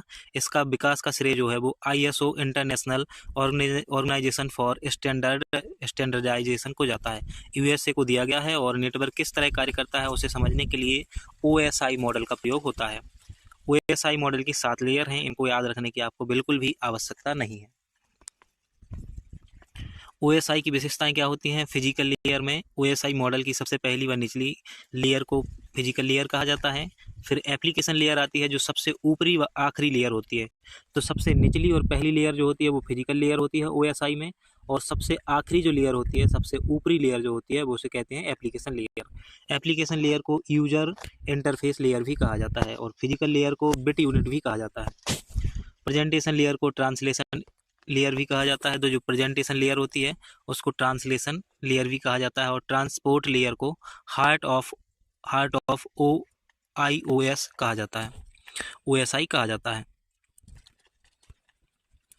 देखो रिवीजन है ये तो, है ना, तो जो ज़्यादा महत्वपूर्ण है सिर्फ उन्हीं को देख रहे हैं, और जब अगली बार हम परीक्षा में देखेंगे ना तो विस्तृत रूप से बहुत पहले से देखेंगे। अभी तो क्या है, आपका सपोर्ट अच्छा मिला मुझे, है ना, और अभी नया नया चैनल बनाया है, नवंबर के माह में बनाया था, 65-66 वीडियो अपलोड कर दिए हैं इतने कम समय में। ये सब किया गया है किसकी मदद से, आपके और हमारे। तो ये सब है आपके लिए, और आपने जो सपोर्ट दिखाया ना उसी का परिणाम है कि आपके लिए इतना अच्छा कंटेंट कम समय में मिल पा रहा है। आगे भी ऐसे ही सपोर्ट, आपका प्यार बना रहा तो इससे भी और शानदार शानदार वीडियो और भी बेहतरीन कंटेंट हमारे चैनल पर मिलने वाला है आपको। TCP/IP मॉडल की बात करें तो इसका पूरा नाम जो है वो ट्रांसमिशन कंट्रोल प्रोटोकॉल है, इंटरनेट प्रोटोकॉल मॉडल भी इसे कहते हैं। IPTCP इसका जो विकास है वो USA की रक्षा विभाग एजेंसी DARPA ड्रापा द्वारा 1970 में किया गया। इस मॉडल को प्रोटोकॉल मॉडल कहा जाता है। इस मॉडल में 4 लेयर होती हैं: network interface layer, internet layer, transport layer और एप्लीकेशन लेयर होती है। TCP/IP मॉडल और OSI मॉडल का यहाँ पर एग्जाम वो दिया गया है। तो process, application presentation, session, transport, network, data link और फिजिकल होता है इसमें, जबकि इसमें सिर्फ 4 लेयर ही होते हैं। TCP और IP मॉडल में सिर्फ 4 लेयर होते हैं, जबकि OSI मॉडल में 7 लेयर होती हैं। नेटवर्क प्रोटो इंटरफेस लेयर की बात करें, नेटवर्क इंटरफेस लेयर है ये TCP/IP की सबसे निचली लेयर है। वहीं जो फिजिकल है वो OSI मॉडल की सबसे निचली लेयर होती है। इंटरनेट लेयर OSI मॉडल के नेटवर्क लेयर की तरह कार्य करती है, और जो ट्रांसपोर्ट लेयर है ये डाटा ट्रांसमिशन का कार्य करती है। अब हम बात करेंगे डाटा संचार की। तो डाटा कम्युनिकेशन को देखेंगे। वह प्रक्रिया जिसके द्वारा एक कंप्यूटर से डाटा, निर्देश या सूचनाएं दूसरे कंप्यूटर तक पहुंचाई जाती हैं उसी को डाटा संचार कहा जाता है। यह प्रक्रिया संचार सिग्नल के माध्यम से पूरी की जाती है। डेटा को सिग्नल के रूप में एक स्थान से दूसरे स्थान तक पहुंचाया जाता है। डाटा संचार के जो घटक हैं उसमें महत्वपूर्ण रूप से आप देखेंगे, सेंडर यानी कि प्रेषक जो होता है, भेजने वाला, इन्फॉर्मेशन जो सूचना भेजी जाती है, मीडियम जिसके माध्यम से भेजा जा रहा है, रिसीवर जो प्राप्त करता है, और प्रोटोकॉल संदेश भेजने और प्राप्त करने के जो नियम होते हैं उन्हें प्रोटोकॉल कहा जाता है। तो डाटा संचार के 5 घटक आपको याद रखने हैं। एक तो सेंडर, इन्फॉर्मेशन, मीडियम, रिसीवर और प्रोटोकॉल।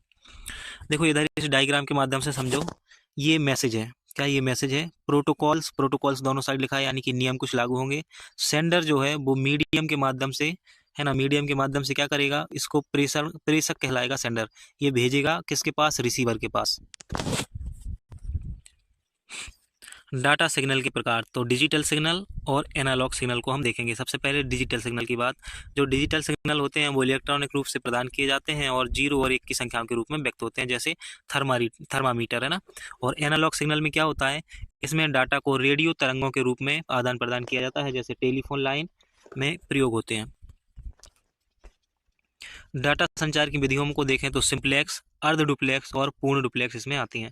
सिंपलेक्स विधि में क्या होता है, ये डाटा संचार की एक विधि है सिंपलेक्स। इसमें क्या होता है, इसमें डेटा का जो फ्लो है सदैव एक ही दिशा में होता है। सिंपलेक्स में डेटा का जो फ्लो है वो सदैव एक ही दिशा में होता है, और एक समय में सेंडर द्वारा एक ही दिशा में डेटा भेजा जा सकता है। रिसीवर के द्वारा सेंडर को वापस संदेश नहीं भेजा जा सकता। तो जो रिसीवर होता है उसके द्वारा सेंडर को वापस संदेश नहीं भेजा जा सकता। उदाहरण के लिए रेडियो में क्या होता है, जो भी हम सुन रहे होते हैं ना, उसमें सुनने वाला रिसीवर है और जो बोल रहा है वो सेंडर है। हम उस संदेश को उस तक वापस नहीं भेज सकते जो उसने भेजा है। अर्ध डुप्लेक्स में क्या होता है, इस विधि में डेटा का फ्लो दोनों दिशाओं में होता है, लेकिन एक समय में केवल एक ही दिशा में डेटा का फ्लो होता है। तो जो सिंपलेक्स विधि है उसमें सिर्फ डेटा का प्रवाह है वो एक ही दिशा में होता है, और जो अर्ध डुप्लेक्स है उसमें दोनों साइड होता है। इसके बाद जो तीसरी विधि है उसको हाफ डुप्लेक्स यानी कि फुल डुप्लेक्स मेथड कहते हैं। इसमें डेटा का फ्लो दोनों दिशाओं में होता है, एक ही समय में दोनों ओर डेटा का फ्लो हो सकता है। इसमें सेंडर और रिसीवर दोनों ही एक समय में दोनों दिशाओं से डेटा ट्रांसमिशन कर सकते हैं। उदाहरण के लिए मोबाइल फोन चैटिंग जो होती है ना वो। संचार के माध्यम की बात करेंगे हम तो मीडियम ऑफ कम्युनिकेशन को देखेंगे। माध्यम क्या होता है, संदेश को एक स्थान से दूसरे स्थान तक भेजने के लिए जिन उपकरणों का उपयोग होता है उन्हें माध्यम कहा जाता है। उदाहरण के लिए केबल, वाईफाई, फाइबर ऑप्टिक्स और सैटेलाइट। इन वर्गीकरण 2 प्रकार से देखा जाता है। इनका वर्गीकरण निर्देशित माध्यम यानी कि गाइडेड माध्यम और अनिर्देशित यानी कि अनगाइडेड। निर्देशित माध्यम में क्या होता है, जब डाटा का ट्रांसमिशन किसी केबल की सहायता से किया जाता है, जब डाटा का ट्रांसमिशन जो है वो किसी केबल की सहायता से किया जाता है तो उसे गाइडेड मीडियम कहते हैं। ये केबल कॉपर, टिन, एल्यूमिनियम या सिल्वर के बने होते हैं। उदाहरण के लिए coaxial cable, twisted paper cable, fibre optical cable. वहीं अनिर्देशित माध्यम में क्या होता है, जब डाटा का ट्रांसमिशन किसी वायरलेस टेक्नोलॉजी की सहायता से किया जाता है तो उसे अनगाइडेड मीडियम कहते हैं। उदाहरण वाईफाई, रेडियो ट्रांसमिशन, माइक्रोवेव और सैटेलाइट। संचार माध्यम, कम्युनिकेशन मीडियम को देखें हम तो एक तो होता है निर्देशित माध्यम और दूसरा होता है अनिर्देशित माध्यम। इसमें क्या आता है, twisted fair cable, fibre optical cable और कोएक्सियल केबल शामिल होता है गाइडेड मीडियम में। वहीं अनगाइडेड में क्या होता है, radio wave transmission, microwave transmission और इंफ्रारेड वेव ट्रांसमिशन इसमें शामिल होता है। ट्विस्टेड पेयर केबल क्या है, इसे ईथरनेट केबल के नाम से जाना जाता है। किस केबल के नाम से जाना जाता है, तो इसे ईथरनेट केबल के नाम से जाना जाता है। इस केबल का उपयोग छोटी दूरी या लैन नेटवर्क में डेटा कम्युनिकेशन के लिए किया जाता है। आपसे प्रश्न पूछा जा सकता है कि जो छोटी दूरी की लैन नेटवर्क है उसमें किसका प्रयोग होता है, तो उसमें ट्विस्टेड पेयर केबल का प्रयोग होता है। इसमें दो में से एक तार सिग्नल को रिसीवर तक पहुंचाने के लिए तथा दूसरा अर्थिंग के लिए उपयोग होता है। फाइबर ऑप्टिक्स केबल की बात करें तो इसमें धातु के तारों की जगह विशिष्ट प्रकार के गिलास या प्लास्टिक के फाइबर का उपयोग डेटा कम्युनिकेशन के लिए किया जाता है। ये केबल हल्की तथा तीव्र गति वाली होती हैं। इसमें डेटा का संचरण प्रकाश के माध्यम से किया जाता है। यह प्रकाश माध्यम के पूर्ण आंतरिक परावर्तन के सिद्धांत पर आधारित है।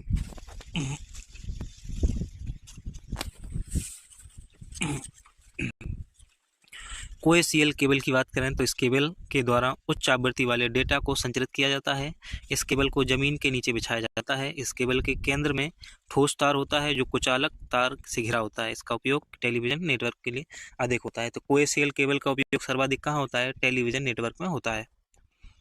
रेडियो वेव ट्रांसमिशन की बात करें तो इसमें रेडियो आवृत्तियों के माध्यम से डेटा का कम्युनिकेशन किया जाता है। रेडियो वेव ट्रांसमिशन में किसके माध्यम से, रेडियो आवृत्तियों के माध्यम से। इसका उपयोग लंबी दूरी के संचार के लिए किया जाता है। यह माध्यम वर्षा, धूल, बर्फ आदि में प्रभावित नहीं होता है, आदि से प्रभावित होता है। मतलब क्या होता है, जो रेडियो वेव होती है ना, जब भी बारिश होगी ना तो जैसे हम किसी को फ़ोन करते हैं वो प्रभावित हो जाता है ना, उसी प्रकार से। माइक्रोवेव ट्रांसमिशन में क्या होता है, इसका उपयोग टेलीविजन में सर्वाधिक होता है। खराब मौसम में होने वाले सिस्टम से प्रभावित होता है। ये एकल दिशात्मक होती है। कैसी होती है, एकल दिशात्मक होती है माइक्रोवेव ट्रांसमिशन। इसमें डेटा रेडियो सिग्नल की तरह संचालित होता है। किसकी तरह, डेटा रेडियो सिग्नल की तरह संचालित होता है। माइक्रोवेव इलेक्ट्रोमैग्नेटिक तरंगें होती हैं जिनकी आवृत्ति जो है 0.3 गीगाहर्ट्ज से 300 गीगाहर्ट्ज होती है।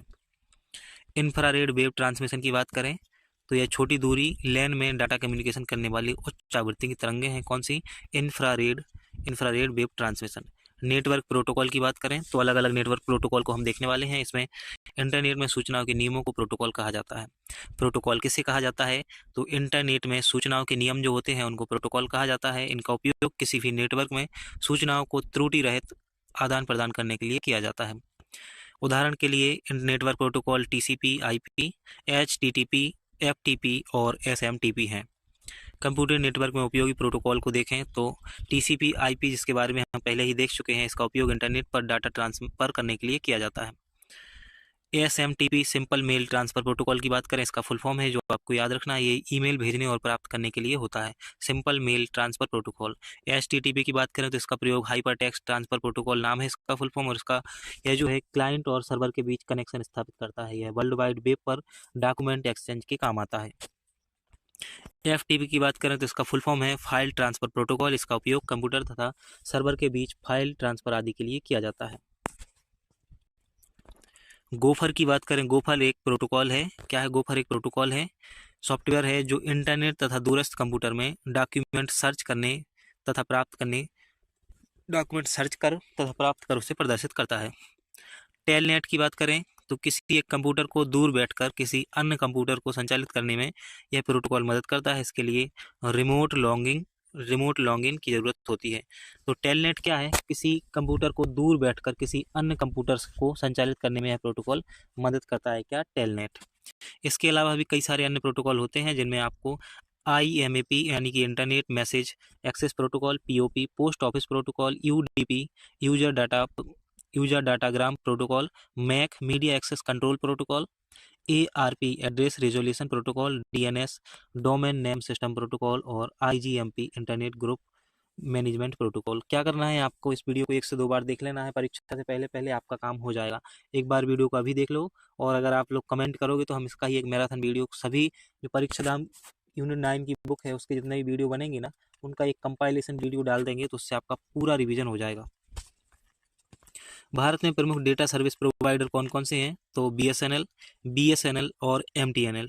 VSNL जो है, पहले BSNL की बात करें तो इसका जो पूरा नाम है विदेश संचार निगम लिमिटेड है। क्या है इसका नाम, विदेश संचार निगम लिमिटेड, और इसकी स्थापना 1986 में की गई थी। इसके द्वारा 1995 में पहली बार भारत में इंटरनेट की सुविधा प्रदान की गई। 2002 में इसका निजीकरण कर दिया गया और वर्तमान में यह डाटा कम्युनिकेशन लिमिटेड के नाम से जानी जाती है। तो जो VSNL है, विदेशी संचार निगम लिमिटेड, इसकी स्थापना कब हुई, 1986 में इसकी स्थापना हुई, और 1995 में इसी ने पहली बार भारत में इंटरनेट की सुविधा प्रदान की थी। इसके बाद हम बात करते हैं भारत संचार निगम लिमिटेड BSNL की। इसकी स्थापना जो है 15 सितंबर 2000 को हुई। इसका मुख्यालय कहाँ पर है, दिल्ली में है। यह विगत कई वर्षों से घाटी में रहती है, इसीलिए इसे व्हाइट एलिफेंट के नाम से जाना जाता है। MTNL की बात करें तो इसका पूरा नाम महानगर टेलीफोन निगम लिमिटेड है। इसकी स्थापना 1 अप्रैल 1986 को की गई थी। इसका मुख्यालय जो है नई दिल्ली में है। कहाँ पर है, नई दिल्ली में है। तो MTNL की स्थापना कब हुई, 1 अप्रैल 1986 को, जबकि BSNL भारत संचार निगम लिमिटेड जो है उसकी स्थापना 15 अगस्त 2000 को हुई थी। और जो VSNL है, विदेशी संचार निगम लिमिटेड, जिसने भारत में इंटरनेट की शुरुआत की, 1986 में इसकी स्थापना हुई और 2002 में इसका निजीकरण कर दिया गया है। ट्राई की बात करें, ट्राई जो है वो telecom regulatory authority of India इसका फुल फॉर्म है, और 1997 में इसकी स्थापना हुई। इसका जो मुख्यालय है नई दिल्ली में है। जब किसी ग्राहक को टेलीकॉम ऑपरेटर के प्रति शिकायत करनी होती है तो वह अपनी शिकायत ट्राई में करता है, यानी कि telecom regulatory authority of India इसका फुल फॉर्म है। प्रमुख मोबाइल और डाटा संचार से संबंधित कंपनियों को देखें तो ये बहुत महत्वपूर्ण है, इनसे प्रश्न पूछे जाते हैं। नोकिया जो है 1865 में स्थापना हुई, और कहाँ, किस देश की है नोकिया कंपनी, फिनलैंड की है। मोटोरोला जो है 1928 में इसकी स्थापना हुई, और शिकागो USA में इसका मुख्यालय है। कहाँ पर है, शिकागो USA में मोटोरोला का जो है मुख्यालय है। सैमसंग की बात करें तो 1938 में सैमसंग की स्थापना हुई, और सियोल दक्षिण कोरिया में इसका मुख्यालय है। एप्पल की बात करें तो 1976 में एप्पल की स्थापना हुई है, और कैलिफोर्निया USA में एप्पल का मुख्यालय है। ब्लैकबेरी की बात करें तो 1984 में ब्लैकबेरी की स्थापना हुई, और ओरेंटियो कनाडा में स्थापित है। लेनोवो की बात करें तो 1984 में इसकी भी स्थापना हुई, और हांगकांग चीन में इसका मुख्यालय है लेनोवो का। भारतीय एयरटेल का मुख्यालय नई दिल्ली में है, जिसकी स्थापना 1995 में हुई। और वहीं गूगल की बात करें तो 1998 में गूगल बना, और कैलिफोर्निया USA में इसका मुख्यालय है। रिलायंस जियो 2007 में बना, मुंबई में इसका मुख्यालय है। और वीवो जो है वो 2009 में बना, और चीन में इसका मुख्यालय है। वोडाफोन आइडिया की बात करें तो 2018 में गांधीनगर में इसकी स्थापना की गई। आप कमेंट करके बताइए किस कंपनी के मोबाइल आपको सबसे अच्छे बेहतरीन लगते हैं। साथ ही ये कमेंट करें चाहे ना करें, लेकिन जो आपको लगता है कि आपके स्टडी मटेरियल में आपको बीच बीच में कमेंट करते रहना चाहिए ताकि आपको भी याद हो जाए एक ही बार में, तो वो आपको कमेंट करने चाहिए। इस लिस्ट का स्क्रीनशॉट जल्दी से लो, और उसके बाद हम आगे बढ़ते हैं। भारत में सर्विस प्रोवाइडर के द्वारा निम्न सुविधाएं प्रदान की जाती हैं। डायल अप कनेक्शन, तो क्या होता है dial up connection? Dial up connection, इसमें यूजर को इंटरनेट से एक्सेस करने के लिए अपने डिवाइस को फोन लाइन से लिंक करने की आवश्यकता होती है। इसमें टेलीफोन को मॉडेम से जोड़ा जाता है। डायल अप कनेक्शन को एनालॉग कनेक्शन या स्विच लाइन कनेक्शन भी कहा जाता है। इसमें फ़ोन के द्वारा कॉल सुविधा उपलब्ध नहीं होती है डायल अप कनेक्शन में। लीज लाइन कनेक्शन की बात करें तो एक टेलीफोन लाइन के माध्यम से कंप्यूटर और IPS इंटरनेट प्रोवाइड सर्विस से जुड़ा रहता है लीज्ड लाइन कनेक्शन। इसे प्राइवेट लाइन कनेक्शन भी कहा जाता है, क्योंकि इसका प्रयोग सिर्फ डाटा कम्युनिकेशन के लिए किया जाता है। इस कनेक्शन में डाटा इंटरनेट की स्पीड रहती है। अब हम बात कर रहे हैं ISDN लाइन की। ISDN लाइन यह डायल अप सर्विस का ही संशोधित रूप है। इसमें क्या होता है, इसमें डाटा कम्युनिकेशन डिजिटल के रूप में किया जाता है इसका प्रयोग, और इसे मॉडेम की आवश्यकता नहीं होती है। ISDN में मॉडेम की आवश्यकता नहीं होती है। कनेक्शन यूजर को डिजिटल टेलीफोन लाइन पर डेटा वॉइस या वीडियो कंटेंट भेजने की अनुमति प्रदान करता है। ब्रॉडबैंड कनेक्शन की बात करें तो इसके तहत एक हाई स्पीड इंटरनेट कनेक्शन है, जिसमें इंटरनेट को कंप्यूटर तक पहुंचाने के लिए कोक्सियल केबल, फाइबर ऑप्टिक्स केबल या रेडियो तरंग का इस्तेमाल किया जाता है। DSL connection, digital subscribe line की बात करें, यह एक ब्रॉडबैंड कनेक्शन है। इसमें मॉडेम से जोड़ा जाता है, फोन लाइन को डायरेक्ट मॉडेम से जोड़ा जाता है और मॉडेम को कंप्यूटर से जोड़ दिया जाता है। DLS यानी कि डिजिटल सब्सक्राइब लाइन कनेक्शन को यूजर इंटरनेट एक्सेस करते समय फ़ोन कॉल कर सकते हैं। DLS मॉडेम जो है टेलीफोन लाइन से प्राप्त होने वाले कमज़ोर सिग्नल को स्ट्रॉन्ग सिग्नल में बदल देता है। इसमें यूजर तेज़ी से डेटा को डाउनलोड और अपलोड कर सकता है। वायरलेस टेक्नोलॉजी की बात करें तो वायरलेस टेक्नोलॉजी में Bluetooth, wifi, Li-Fi, WiMAX, hotspot, GSM और सीडीएमए शामिल है। इनको हम एक एक करके सभी को देखने वाले हैं, बस आप ध्यान से कंटिन्यू वीडियो को देखते रहेंगे। तो जो पहला कनेक्शन है वो क्या है, ब्लूटूथ है।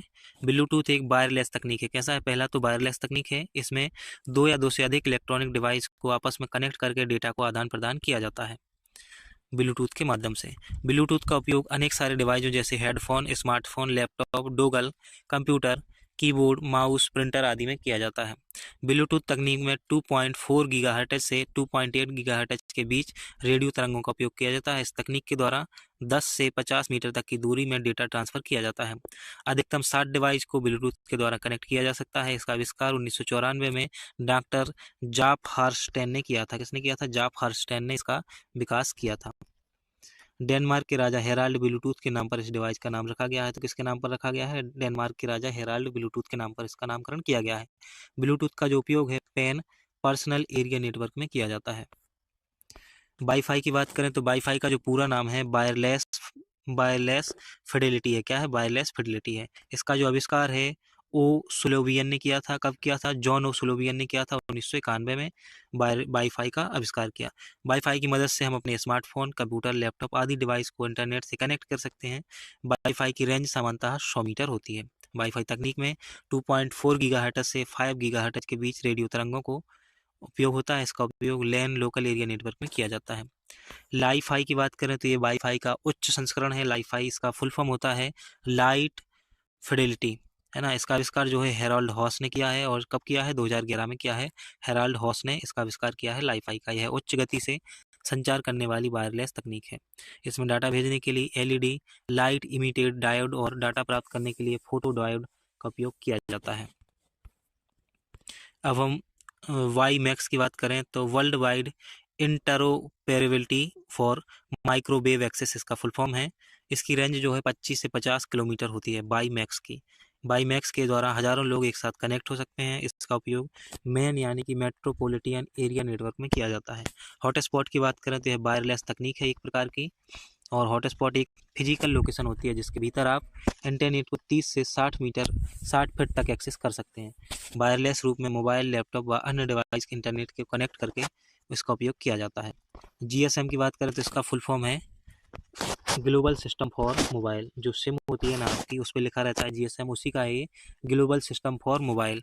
यही एक वायरलेस एप्लीकेशन प्रोटोकॉल तकनीक है। इसका प्रयोग जो है मोबाइल फ़ोन पर इंटरनेट डाटा प्राप्त करने के लिए किया जाता है। इसके द्वारा अंतर्राष्ट्रीय रोमिंग सुविधा प्रदान की जाती है। और जीएसएम में सभी मोबाइल फ़ोन पर एक सिम कार्ड प्रयोग किया जाता है। इसमें डाटा ट्रांसफ़र करने के लिए EDGA यानी कि enhanced data rates for GSM evolution का प्रयोग किया जाता है। CDMA की बात करें तो इसका पूरा नाम कोड डिवीज़न मल्टीपल एक्सेस है। यह एक वायरलेस एप्लीकेशन प्रोटोकॉल तकनीक है। इसका प्रयोग सामान्यतः मोबाइल फ़ोन के संचालन में किया जाता है। अब हम कुछ G को देखेंगे, जैसे 1G, 2G, 3G, इनको देखने वाले हैं। 3D, 4G और 5G। देखो जो 1G है ना, 1G है, इसकी शुरुआत 1980 में हुई। कहाँ, USA में। और जो 2G है इसकी शुरुआत 1990 में हुई। कहाँ पे, फिनलैंड में। 3G की शुरुआत जापान में हुई। कहाँ पर, जापान में हुई 2000 में सन। और जो 4G की शुरुआत है 2010 में हुई। कहाँ पर, दक्षिण कोरिया में। कहाँ पर हुई 4G की शुरुआत, 2010 में, दक्षिण कोरिया में। और वहीं 5G की शुरुआत भी दक्षिण कोरिया से हुई 2020 में। एक एक करके देखते हैं। तो फर्स्ट जनरेशन है जो शुरुआत इसकी 1990 में USA में हुई। और ये डाटा ट्रांसफ़र गति इसकी 2.4 kbps होती है। यह एनालॉग सिग्नल पर आधारित होती है। फ़ोन में केवल वॉइस कॉल सपोर्ट जैसी सुविधाएं होती हैं। इसमें कॉल ड्रॉप, कम सिक्योर और फ़ोन की लो बैटरी जैसी कमियां थीं। किसमें, 1G में। इसके बाद 1990 में फिनलैंड में 2G की शुरुआत हुई। सेकंड जनरेशन इसका फुल फॉर्म है। इसमें डिजिटल सिग्नल तकनीक पर आधारित है ये। और इसमें फ़ोन्स में SMS, MMS, call hold, camera और मेल जैसी सुविधाएं प्रदान की गई। इसके बाद जब थर्ड जनरेशन आई तो इसे 2000 में जापान में शुरू किया गया। इसकी डाटा ट्रांसफ़र जो गति है वो 2 मेगापिक्सल 2 MB पर सेकंड है। फ़ोन में heavy game, video downloading, picture sharing, data plan और वीडियो कॉलिंग फीचर जैसी सुविधाएं शुरू की गई हैं। इन्हें स्मार्टफोन भी कहा जाता है। 4G जो है, 4th जनरेशन 2010 में शुरुआत हुई, कोरिया में शुरुआत हुई इसकी, और इसकी जो डाटा ट्रांसफ़र गति है वो 100 मेगापिक्सल है। फ़ोन में HD video, video conferencing, 3D virtual reality mobile इसमें एक साथ शुरू की गई। 5th जनरेशन की बात करें तो 2020 में 5th जनरेशन दक्षिण कोरिया में शुरू हुआ। डाटा ट्रांसफ़र गति इसकी 1 GB पर सेकंड है। फ़ोन में अधिक बैटरी बैकअप, अधिक सुरक्षा, internet of things, voice assistance, 4K video आदि की सुविधाओं के साथ इसे लॉन्च किया गया है। तो इस वीडियो में हमने बहुत सारी चीज़ों को कंप्लीट कर लिया है। देख लेते हैं एक बार किस किस को कंप्लीट कर लिया है। एक तो देखो सब टॉपिक जो हैं बहुत सारे हैं, और हमने क्या क्या देख लिया एक बार उस पर नज़र डाल लेते हैं। उसके बाद इस वीडियो को ख़त्म करते हैं। आपसे हम उम्मीद करते हैं कि आप हमारे वीडियो को एक लाइक ज़रूर देकर जाएंगे, साथ ही अपने दोस्तों में इसे शेयर करेंगे। तो सूचना एवं संचार प्रौद्योगिकी का जो ये दूसरा चैप्टर है, इसको हम कंप्लीट कर रहे थे। इसमें हमने देखा है कंप्यूटर का परिचय देखा, कंप्यूटर सॉफ्टवेयरों को देखा, कंप्यूटर भाषाएं देखा, कंप्यूटर नेटवर्क और डाटा संचार को देखा, साथ ही अनेक इनके जो सब टॉपिक है ना उनको भी हमने कंप्लीट किया है। तो इसी के साथ इस वीडियो को कंप्लीट करते हैं। आई होप कि आप वीडियो में कंटिन्यू बने रहे होंगे और इस वीडियो को लाइक करेंगे, है ना। मिलते हैं फिर नेक्स्ट वीडियो में। आपका प्यार ऐसे ही बनाए रखिएगा। जय हिंद साथियों।